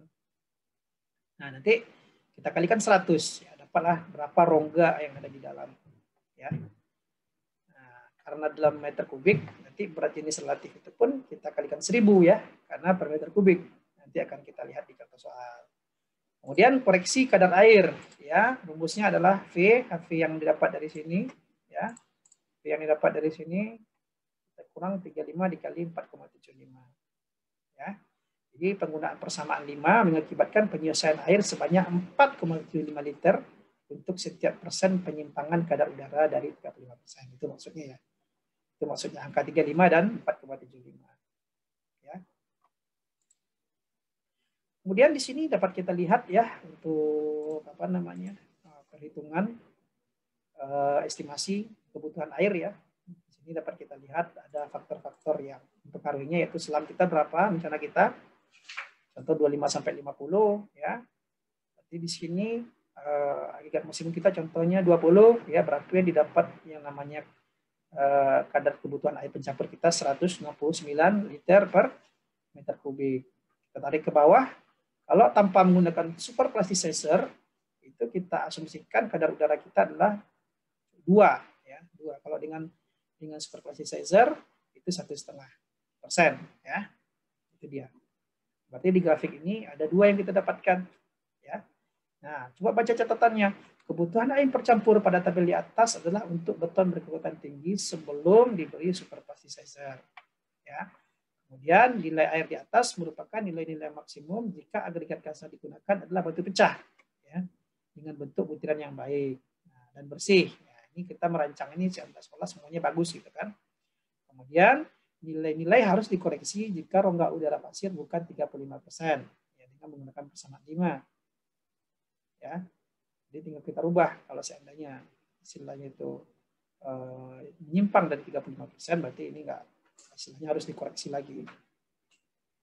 Makanya ini memang agak sedikit agak sedikit nggak bisa satu kali pokok bahasan sebenarnya, dan nanti kalau untuk sudah expert di beton normal, sudah paham nanti perilaku superplasticizer, sudah mengerti perilaku fly ash, silica fume, baru teman-teman bisa expert di beton bukit tinggi. Sekarang kita dasar-dasarnya aja, ya.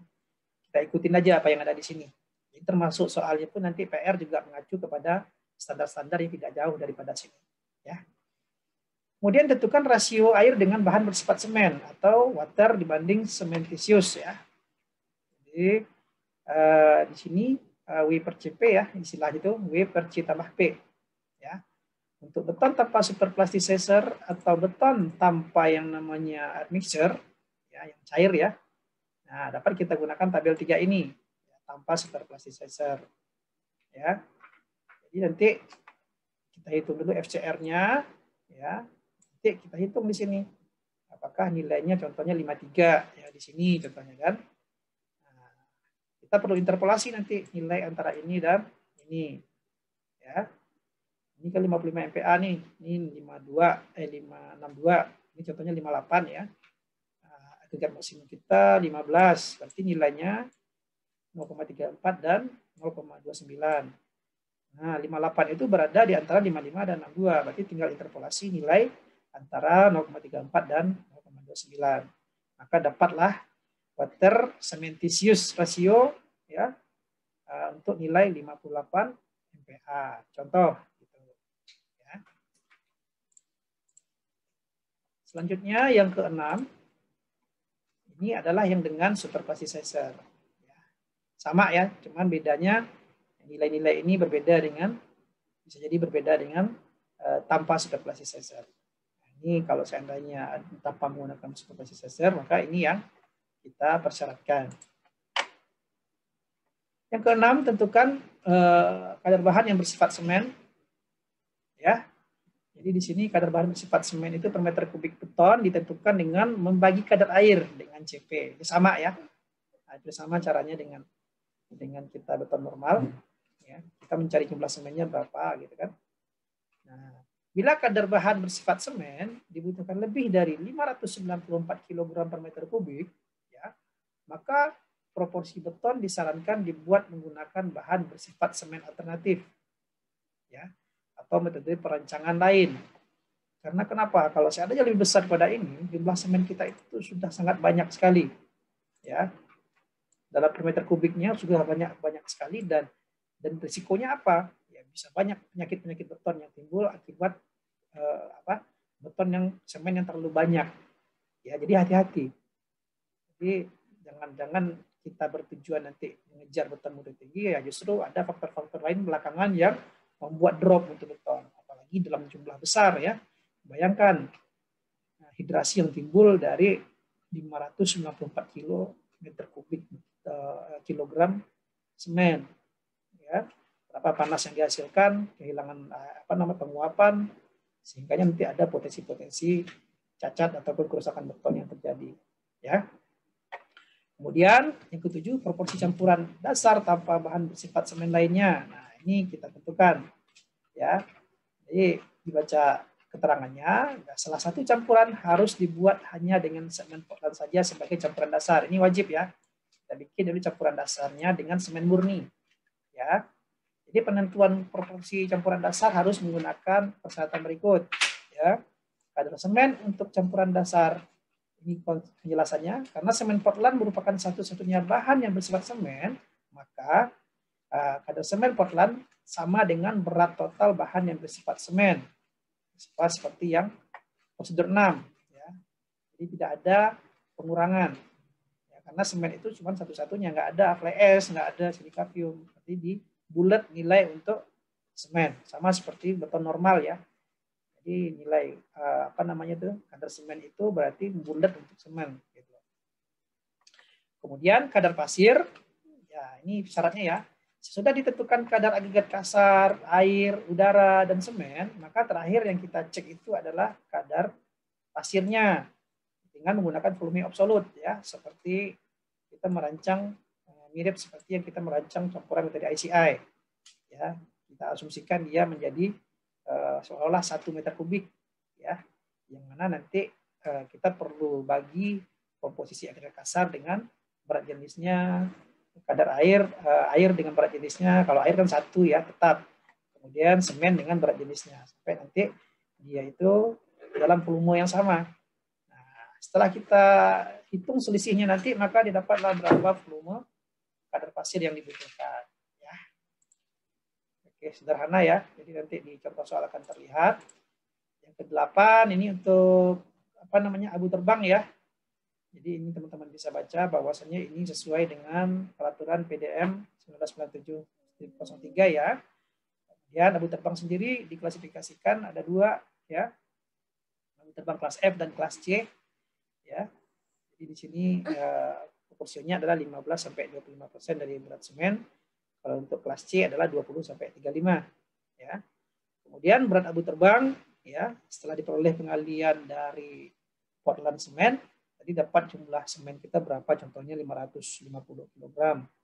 Kita pengen tambahkan abu terbang gitu kan. Nah, jadi perlu kita hitung ya dengan pengali berat semen total. Nanti akan ada contohnya ya, gimana cara kita men-split berdasarkan persentase dari semen keseluruhan ya. Contoh tadi semen kita 550, kita pengen 25-nya abu terbang, berarti kita 25% kita ambil dari 550, contohnya 200. Nah, 200, kemudian yang 350 adalah semen. Nah, jadi gitu caranya. Kemudian volume abu terbang adalah volume total bahan bersifat semen dikurangi volume dari semen Portland ya. Kemudian kadar pasir sama ya, kita pakai volume absolut ya. Setelah kita tambahkan abu terbang, kita tetap nanti kalibrasi lagi ya, kita koreksi lagi untuk penentuan kadar pasir. Karena kenapa Pak? Karena pada langkah 8 kondisi semennya itu murni, keseluruhan itu Portland semen. Kalau di yang penambahan abu terbang sudah ada pengaruh abu terbang yang dapat mempengaruhi jumlah pasir ya. Nah, itu dia. Kemudian campuran coba ya, nanti kita bikin proporsi campuran yang akan kita coba di laboratorium, yang tentunya kita koreksi terlebih dahulu ya. Nah, untuk saat ini teman-teman hanya saya persyaratkan sampai langkah 9 saja ya. Sampai langkah 9 saja.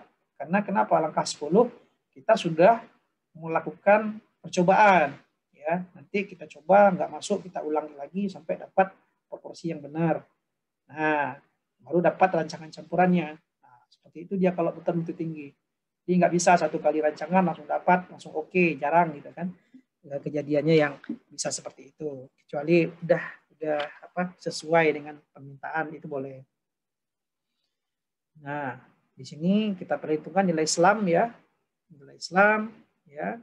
Kalau seandainya sudah masuk, berarti kita coba airnya sekian liter. Dengan perancangan kita di campuran coba langkah 9, ternyata masih kurang cek gitu loh.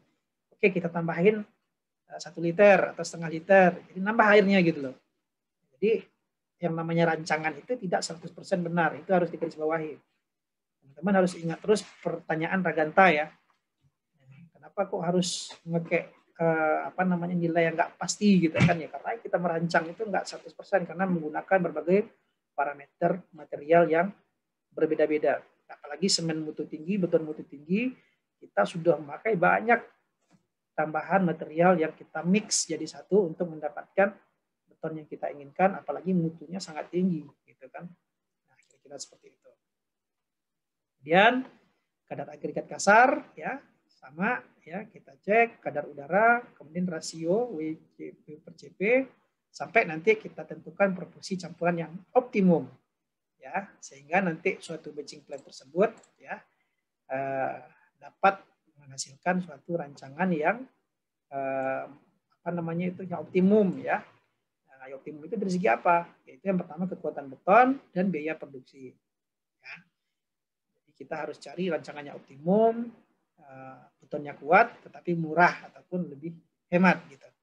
Nah, kira-kira itu rancangan campuran menurut SNE 2000 ya untuk beton mutu tinggi dengan campuran fly ash. Nah, oke. Ini ada contoh ya, contoh kasus ya, beton mutu tinggi ya. Ini akan digunakan untuk ngecor kolom ya, tingkat 1, 2 dan 3 dari suatu bangunan bertingkat banyak. Di sini diketahui kuat tekan yang dipersyaratkan adalah 62,1 MPa pada umur 28 hari. Ya. Pasir yang digunakan adalah pasir alam, di mana modulus kehalusannya 2,9. Ya. Berat jenis relatifnya atau berat jenis kering oven ya atau bulk specific gravity itu 2,59. Kemudian absorpsinya 1,1%. Berat isi padat kering ovennya adalah 1.651 kg per meter kubik. Ini belum kita lakukan di percobaan kita yang semester 1 ya. Nanti di semester 2 alatnya ada, udah oke. Nanti kita coba demokan gimana saya cara mengisi berat volume ya ataupun berat isi kering oven. Ya. Nah, kemudian di sini kita tidak lagi berkaca SSD ya teman-teman. Kita ini berkaca kering ya. Nah, berat kering. Jadi kita nggak menyentuh SSD lagi untuk perancangan beton mutu tinggi di SNE 2000 ya. Kemudian bahan tambah itu adalah bahan tambah pengikatan perlambat ya dan superplasticizer. Kemudian semen yang dipakai adalah semen Portland dengan berat jenis relatif 3,15 ya. BJ-nya 3,15, abu terbang tipe C di mana berat jenisnya adalah 2,64 ya. Oke, selanjutnya agregat kasar yang digunakan adalah batu pecah. Untuk ukuran maksimum agregat dibatasi 15 mili ya. Karena kita ingin mencapai di atas ini ya, 62,1 MPa. Maka agregat maksimum kita 15 mm. Nah, kemudian dia itu agregat kasar memiliki berat jenis relatif kita atau specific gravity 2,76. Kemudian penyerapannya 0,7%. Ya. Berat isi padat kering ovennya adalah itu dry rodded unit weight itu 1619. Ya. Kemudian agregat kasar memenuhi gradasi nomor 7 dari ASTM C33. Oke. Selanjutnya penyelesaian. Ya. Langkah 1. Ya, kita tentukan selam ya, yang kita targetkan. Ya, kita pengennya tadi yang di laboratorium dengan 25 sampai 50 cm ya. Nah, kalau kita pengen coba di laboratorium berarti ini persamaannya ya. Bahwasanya kita pengen yang lebih terukur, nilainya adalah FCR, F-aksen CR ya atau kuat tekan perlunya adalah F-aksen C ditambah 9,66 dibagi 0,9. Kita masukkan ke persamaan ini, maka didapat nilai 79,73 MPa pada umur 28 hari. Ya. Oke, setelah itu kita menentukan ukuran agregat kasar maksimum. Ya. Jadi kuat tekan rata-rata yang ditargetkan kan 67,5 ya, 79 ya jadinya ya. Ya. Itu lebih besar dari 65 MPa. Maka agregat maksimum yang dipersyaratkan adalah tidak lebih dari 15 mm atau maksimum 15 mm. Jelas ya sampai di sini? Oke, ya. Kita lanjutkan. Nah, di sini kita tentukan yang namanya apa namanya? Ya, kita tentukan kadar agregat optimum, ya. Di sini kita dapat tadi berapa ukuran agregat maksimum kita 15 mm, ya. Maka untuk faktor pengalinya didapat 0,68. Nah, 0,68 ini ya kita masukkan kepada perhitungan untuk menentukan kadar agregat optimum, ya, yang mana rumusnya adalah 0,68 kita kalikan 1619 ya. Nah, didapat nilai kadar agregat optimum kita adalah 1101 kg per meter kubik ya. Oke. Jadi ini formula untuk menentukan kadar agregat optimum. Ya. Kemudian kita hitung estimasi kadar air pencampuran dan kadar udara. Ya. Nah, di sini untuk perhitungan estimasi kebutuhan air ya, teman-teman, kita perlu hitung dulu berapa nilai V ya atau nilai rongga ya yang ada di beton ya. Jadi langkah pertama kita berdasarkan selam awal 25 sampai 50 dan ukuran agregat kasar 15 mm. Kita cek tabel 2 terlebih dahulu ya. Di sini 15 mm ini dimensi besar maksimum agregat kita untuk selam 25 sampai 50 ya. Maka kita peroleh yang namanya kebutuhan air pencampur sebanyak 175 liter per meter kubik ya. Dimana di sini dengan super plasticizer ya, tadi dibutuhkan super plasticizer, maka kita cek dengan super plasticizer itu didapat nilai 2 ya. Jadi kita tarik aja ke bawah 15 ini ke bawah, berarti di sini dia di 2% ya, 2% untuk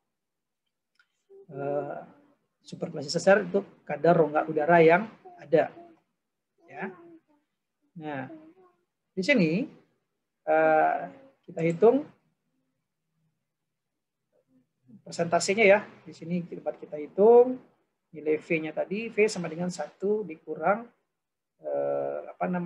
dry rodded unit weight ya, experie tadi itu 1651 kita bagi 2,59.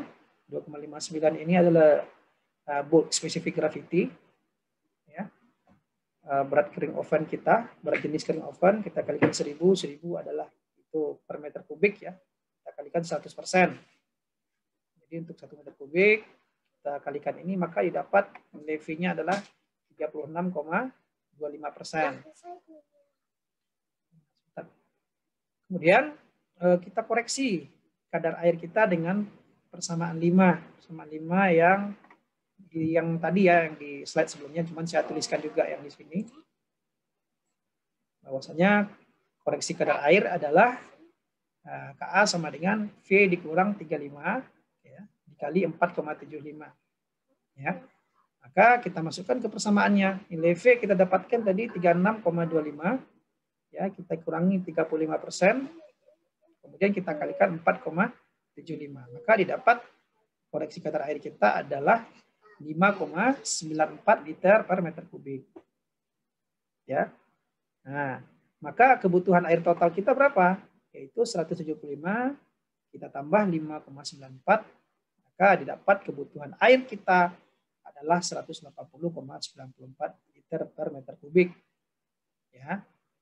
Jadi nilai ini belum termasuk air yang terkandung dalam super plasticizer ya, atau yang terkandung di dalam mixture kita. Ya, ini murni, air murni ya. Kemudian untuk penentuan rasio W per CP ya, water per cementitious ratio, dapat kita lihat di tabel 4 ya. Tabel 4 ya.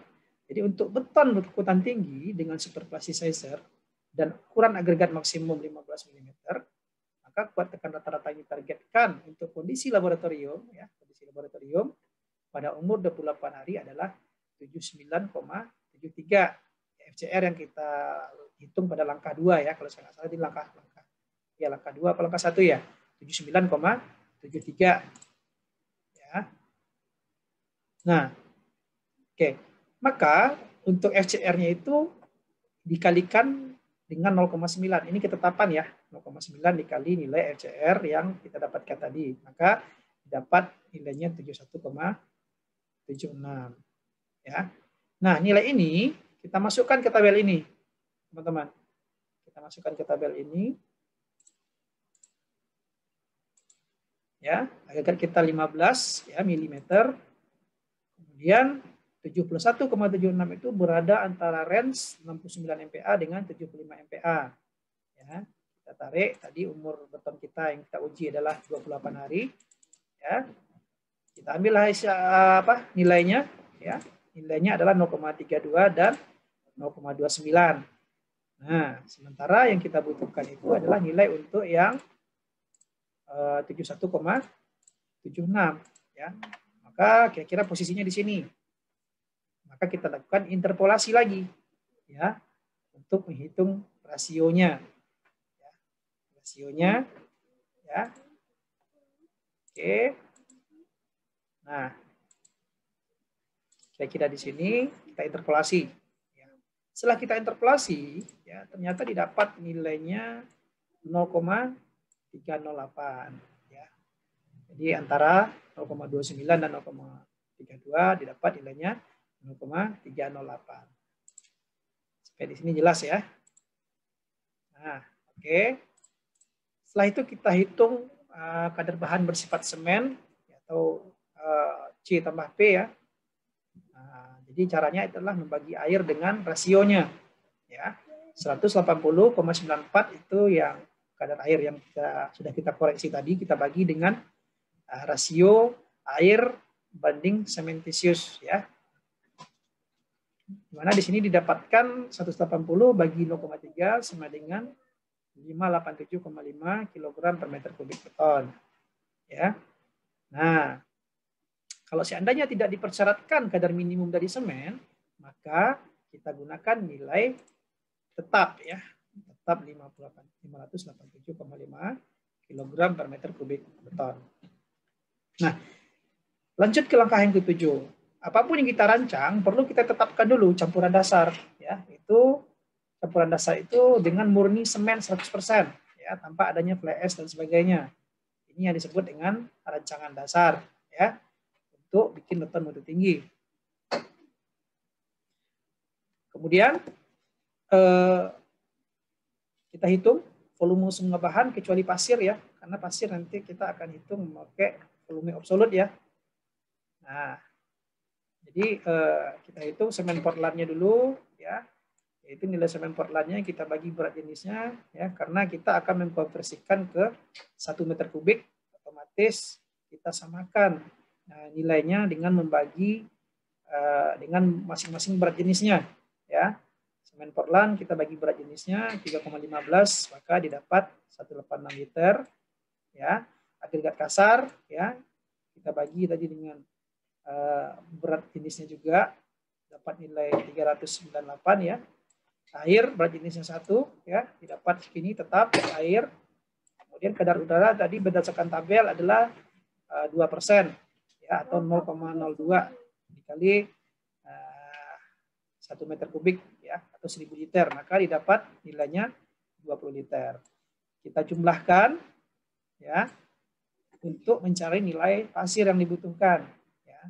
Dari hasil ini kita hitung berapa sih pasir yang dibutuhkan, yaitu 1000 liter kita kurangi 786 liter, maka pasir yang dibutuhkan sebanyak 213 liter. Nah, ketika kita konversikan ke menjadi berat pasir kering oven, ya kita kalikan dengan ini dalam liter ya, dalam liter. Kalau dalam meter kubik bisa juga. Langsung kita kalikan aja dengan 2,59. Untuk lebih jelasnya kan seperti ini ya. Ini kita bagi 1000 dulu ya. Jadinya itu adalah 213 bagi 1000 itu 0,213. Kita bagi dengan berat jenis kering ovennya 2,59, kita kalikan 1000. Ya, maka didapat nilainya itu adalah 553 kg ya untuk pasir. Nah, setelah pasir kita dapatkan segini, ya maka kita masukkan kita tabulasi, ya. Kita tabulasi semen tadi 181 kg, ya. Semen Portland 88 kg, agregat kasar 1101 kg, ini kering oven, pasir 533 kg kering oven, ya.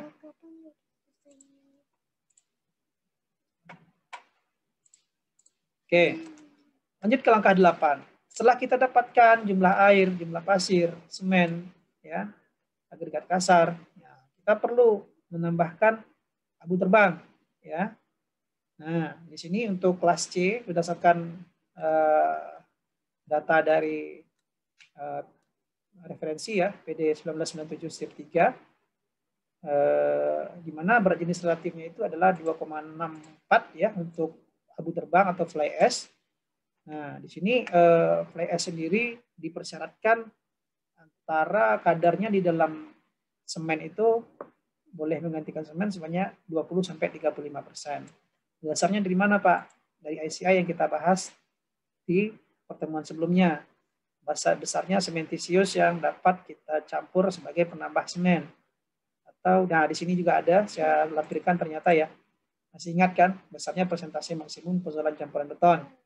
Ya, di sini terlihat untuk fly ash ya, di sini untuk silikavium ini dia 35% ya, 20-35%. Ya, kalau fly ash sendiri saja juga boleh 25% ya, silikavium 10% atau maksimum 35%.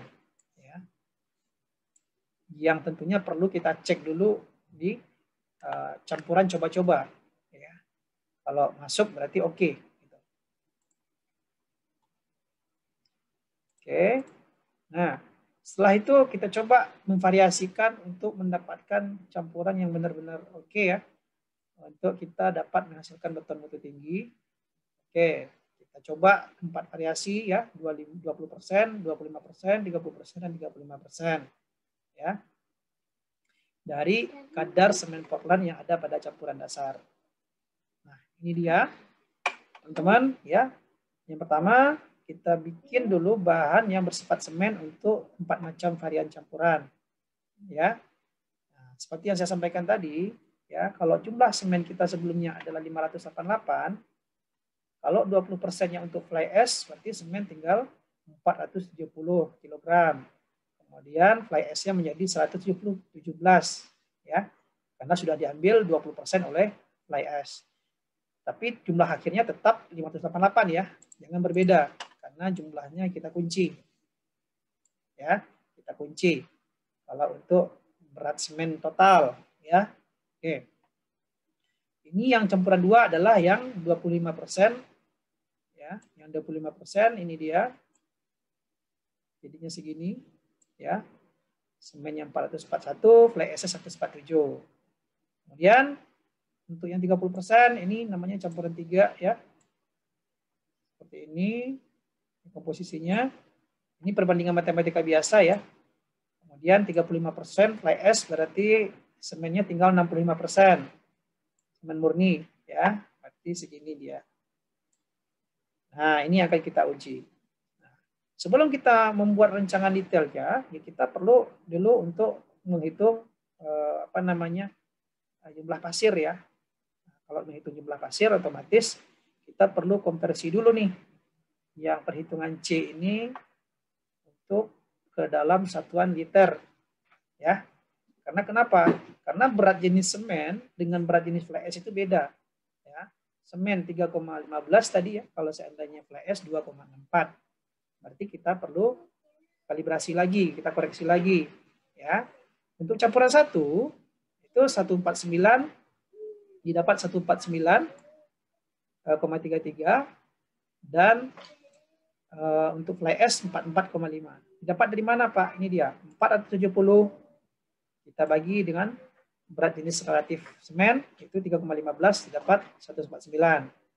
Kemudian untuk fly ash juga 117 kita bagi dengan berat jenis relatifnya yaitu 2,64 maka didapat nilai 44,55. Kita tambahkan dapatlah untuk volume bahannya adalah 193,88 liter. Sama halnya dengan campuran 2 ya. Tinggal kita bagikan dengan masing-masing berat jenis relatif ya sampai dengan campuran 4. Nah, kalau ujian nanti gimana, Pak? Kalau seandainya ini keluar ujian, teman-teman nanti pilih salah satu aja. Ya, jangan dihitung semua, habis waktu nanti. Kalau di ujian akhir, kalau keluar. Ini adalah senjata teman-teman nanti di lapangan kerja. Bisa nggak bikin rancangan beton multi tinggi?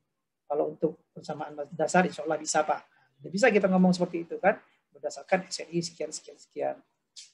Kita sudah lebih dibandingkan dengan saingan kita. Tidak seperti itu. Itu juga nanti kalau teman jadi PNS contohnya ya. Nah, kalau untuk kita miliki pengetahuan yang lebih, otomatis akan lebih mudah melihat pekerjaan yang bisa sesuai dengan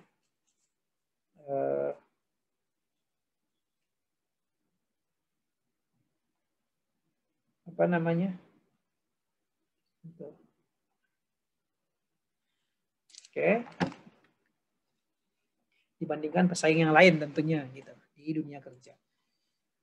Baik, selanjutnya kita langsung ke langkah yang 9 ya. Ini yang tadi yang besaran perbandingan atau persentase nilai pozolan ya, ataupun bahan tambah bersifat semen lain yang boleh kita tambahkan pada pengganti semen ya, proporsinya. Nah, kita langsung ke langkah E ya, untuk menghitung. Tadi baru langkah D, setelah dapat kita volumenya, kita hitung ke langkah E. Ya, langkah E, kita perlu membuat semua campuran itu ke dalam kondisi absolut ya, supaya nanti kita bisa menghitung jumlah pasir yang dibutuhkan. Ya, oke, kita dapat tadi nilainya, airnya 181 liter, ya, semen Portlandnya 193 liter. Gas kasarnya 398 dan udaranya 20 liter. Didapat subtotal volumenya adalah 393,79 liter. Nah, dari sini dapat kita hitung pasir ya. Pasir per meter kubiknya berapa sih, gitu kan? Jadi per meter kubik betonnya adalah 1000 dikurangi 793,79, dapatlah nilainya 206,21 liter. Ya, kalau kita jadikan kubik maka jadinya 0,2061 ya. Nah, cara menghitung berat pasir keseluruhan adalah tinggal kita kalikan dengan berat jenis relatif pasir kering oven dikalikan dengan 1000 liter atau 1 meter kubik, maka didapatlah volume semen kita adalah 534,08 ya. Ini adalah untuk campuran 1 ya. Nah, maka di sini didapat nilainya bahwasannya untuk air 181 tetap, semen Portland menjadi 470 ya. 470 ya. Kemudian abu terbang 117, kemudian agregat kasar 1101, kemudian pasir 534. Ini untuk coba-coba 1 ya. Karena kita akan mencari proporsional beton yang tinggi dengan biaya yang hemat. Jadi kita harus coba-coba, jangan sampai batching plan-nya rugi. Mohon maaf Pak, permisi. Hadir. Di sini Pak udah mau berbuka. Di sini waktu Indonesia Tengah soalnya Pak. Wah, sorry Zul. Zul, gini aja. Teman-teman lanjut dulu ya sampai sebentar lagi. Zul nanti lihat rekamannya aja ya, nggak apa-apa ya? Iya Pak, nggak apa-apa. Oke, yang mau buka dulu silahkan. Soalnya tadi waktu kita terpakai untuk sosialisasi ya. Jadi teman-teman yang mau berbuka monggo. Insya Allah nanti untuk videonya saya share di YouTube ya. Oke, saya rasa perhitungnya cukup bisa dipahami ya, apalagi nanti sudah melihat videonya ya. Oke, setelah kita dapat campuran 1 ya, kita hitung juga untuk campuran 2, 3, dan 4. Ya. Variasinya tadi 20, 25, 30, 35. Ya.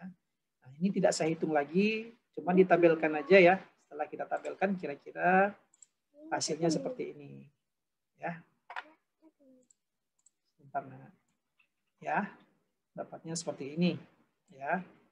Yang dasar kita sudah dapat. Yang 1 kita sudah dapat. Ya. Kemudian yang 2, kira-kira hasil perhitungannya seperti ini. Nah, ada catatan ya, banyaknya pengalaman dalam menggunakan bahan campuran tambahan akan membantu koreksi jumlah bahan tambah yang dapat digunakan. agar produksi beton lebih ekonomis. Jadi memang kalau untuk beton mutu tinggi memang pengalaman sangat dituntut di sini untuk dapat kita langsung menunjuk oh kira-kira bahan tambahnya segini nih kalau untuk volume segini ya. Nah, kalau untuk contohnya untuk beton di atas 65 gitu kan. Berarti teman-teman kalau orang udah terbiasa menggunakan bahan campuran akan mengenal itu. Karena perilakunya beda-beda ya. Berapa jumlah anggur yang kita gunakan untuk per meter kubik beton. Ya kalau sudah terbiasa akan tahu cc-nya berapa gitu loh. Oke. Kemudian setelah kita dapatkan campuran tadi perlu kita koreksi ya dengan kondisi agregat yang ada di lapangan. Di sini di sini ada yang namanya perbedaan sedikit dengan beton kita normal, karena beton normal itu kan kondisi es dia, ini campuran kondisi kering ya, kondisi kering. Jadi kita tinggal membandingkan saja kondisi kering dengan kondisi dia defisit air atau berapa sih kadar airnya gitu loh. Jadi tinggal langsung kita tambahin aja ya. Karena dia sangat kering sekali kan, keluar oven itu kan ibaratnya air kan nol di dalamnya. Jadi nggak ada plus minus lagi ya, langsung ditambahin aja. Ya. Jadi pada saat pencampuran ternyata dicek kondisi kadar air pasir itu 6,4% dan agregat kasar kita kadar airnya 0,5%. Maka tinggal kita kalikan saja ya. 1101 kita kali dengan 1 tambah 0,005%, maka didapat koreksi untuk agregat kasar adalah 1106 kg, 5 kg. Kalau untuk pasir seperti itu juga ya 553 kita kali 1 ditambah 0,064 ya, maka didapat nilainya 588. Untuk air itu 181 ya, kita kurangin yang disumbangkan oleh agregat halus dan agregat kasar, maka jadinya air kita menjadi 140 ya kilogram untuk per meter kubik ya, karena 40-nya udah disumbangkan oleh pasir ya dalam kondisi basah dia ya. Nah kemudian setelah kita koreksi ya campuran dasar seperti ini dia, kemudian kita koreksi juga campuran 1 ya dapat segini, campuran 2 ya, campuran 3, campuran 4. Kira-kira seperti ini ya. Oke, setelah didapat ini, nah untuk langkah 9 maka dapat kita simpulkan untuk per 0,085 meter kubik ya. Kita ingin bikin beberapa silinder dengan kapasitas segini. Maka kalau kita ingin campurannya itu 0,085 meter kubik, tadi kan 1 meter kubik ya. Kalau 0,085 meter kubik berarti kita perlu airnya segini, semennya segini, agak kasar pasirnya seperti yang terlihat pada tabel ya. Oke, teman-teman saya persyaratkan hanya sampai di sini saja dulu ya, sampai di sini saja dulu untuk proses perhitungannya ya. Karena untuk langkah 10 ya perlu diiringi dengan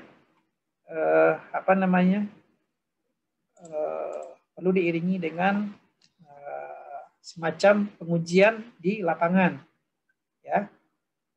Nah, jadi perlu kita cek sesuai dengan kondisi lapangan. Nah, oke, jadi termasuk di sini teman-teman. Jadi kadar air yang ada di sini ya. Ini tadi kan sebelum di superplasticizer ya. Nah, jadi di sini ada ketetapannya untuk campuran dasar kita tadi adalah 11,91 ya. Perlu penambahan superplasticizer ya, maka jadinya 12,46. Nah, dasarnya di mana gitu kan? Dasarnya itu adalah superplasticizer itu perlu kita tambahkan sebanyak 1,5 cc per kilogram ya, atau maksimum ya untuk selam yang selam yang 150 itu 1 cc per kilogram ya. Untuk selam yang 250 maka superplasi sensor-nya adalah 101,5 cc per kilogram ya. Kemudian untuk dan ada yang 2 cc per kilogram ya.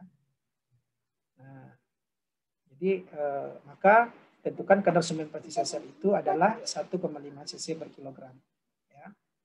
Makanya di sini jumlah airnya itu untuk selam 20 sampai 50 mm kita ambil menjadi airnya 12,46 yang sudah ditambah dengan sepertinya sudah ditambah dengan superplasi sensor, semennya sekian, abu terbangnya 0 ya, kemudian agak kasarnya 94.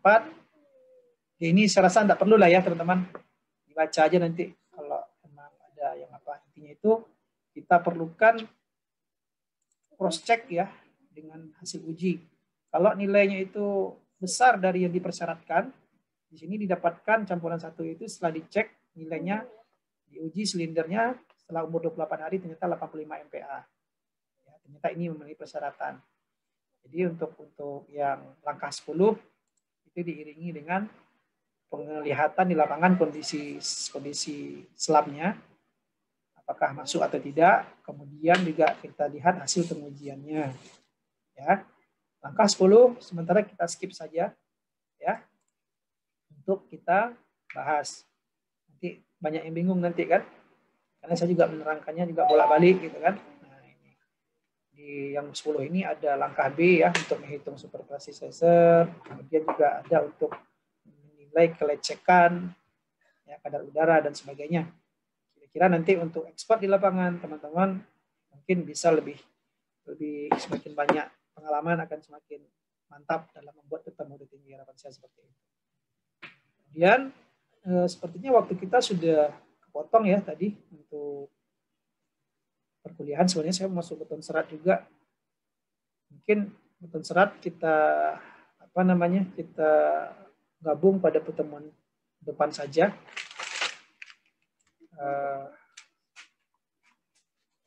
Sampai di sini ada pertanyaan kira-kira?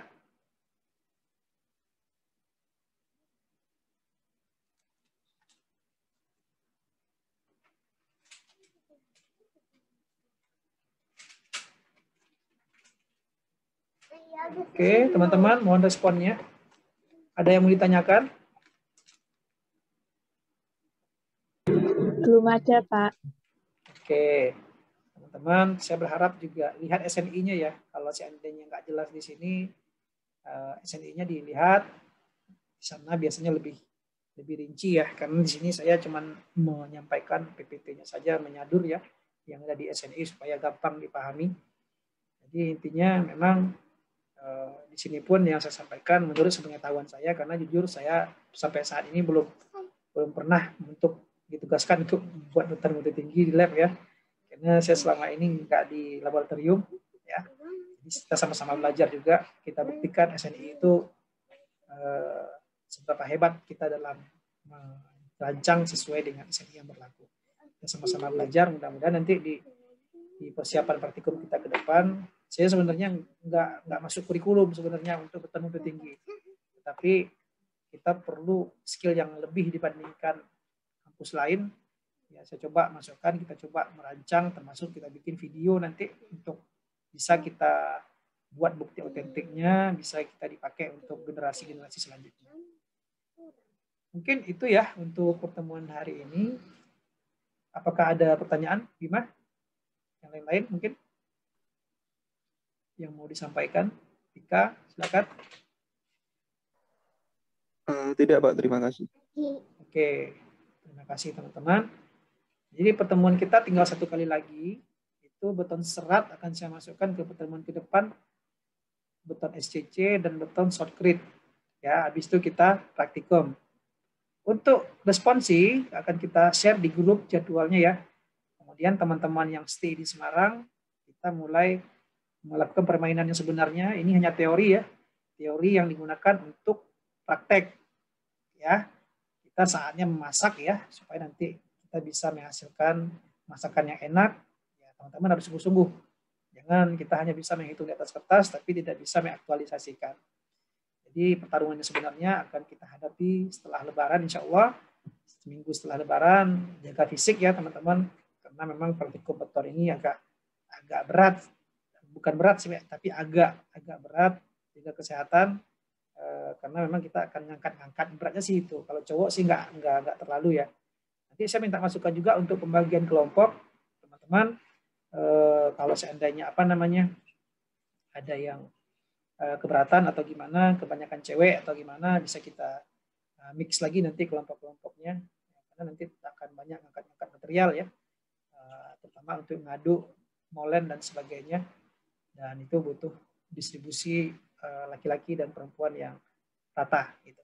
Baik, cukup sampai di sini hari ini teman-teman. Untuk tugas, insya Allah besok akan saya share tugas tentunya untuk mendalami kemampuan teman-teman. Saya berharap setelah praktikum dan perkuliahan teman-teman nambah skillnya ya, PD ketika disuruh orang bikin beton, bikin mortar, apalagi beton mutu tinggi, beton SCC, waduh ini luar biasa sekali yang belum tentu dimiliki oleh kampus-kampus lain. Itu harapan saya. Banyak maaf ya yang saya sampaikan saat ini sesuai dengan pengetahuan saya, bisa jadi ada salah juga dalam penyampaian, dalam penyaluran SNI ya, saya mohon maaf. Saya akhiri dengan Assalamualaikum warahmatullahi wabarakatuh. Waalaikumsalam. Terima kasih, Pak. Ya, sama-sama. Terima kasih, Pak. Terima kasih, Pak. Sama-sama. Terima kasih, Pak. Terima kasih, Pak. Sama-sama, teman-teman. Ayam, nanti dengar, ayam mau dengerin kaca.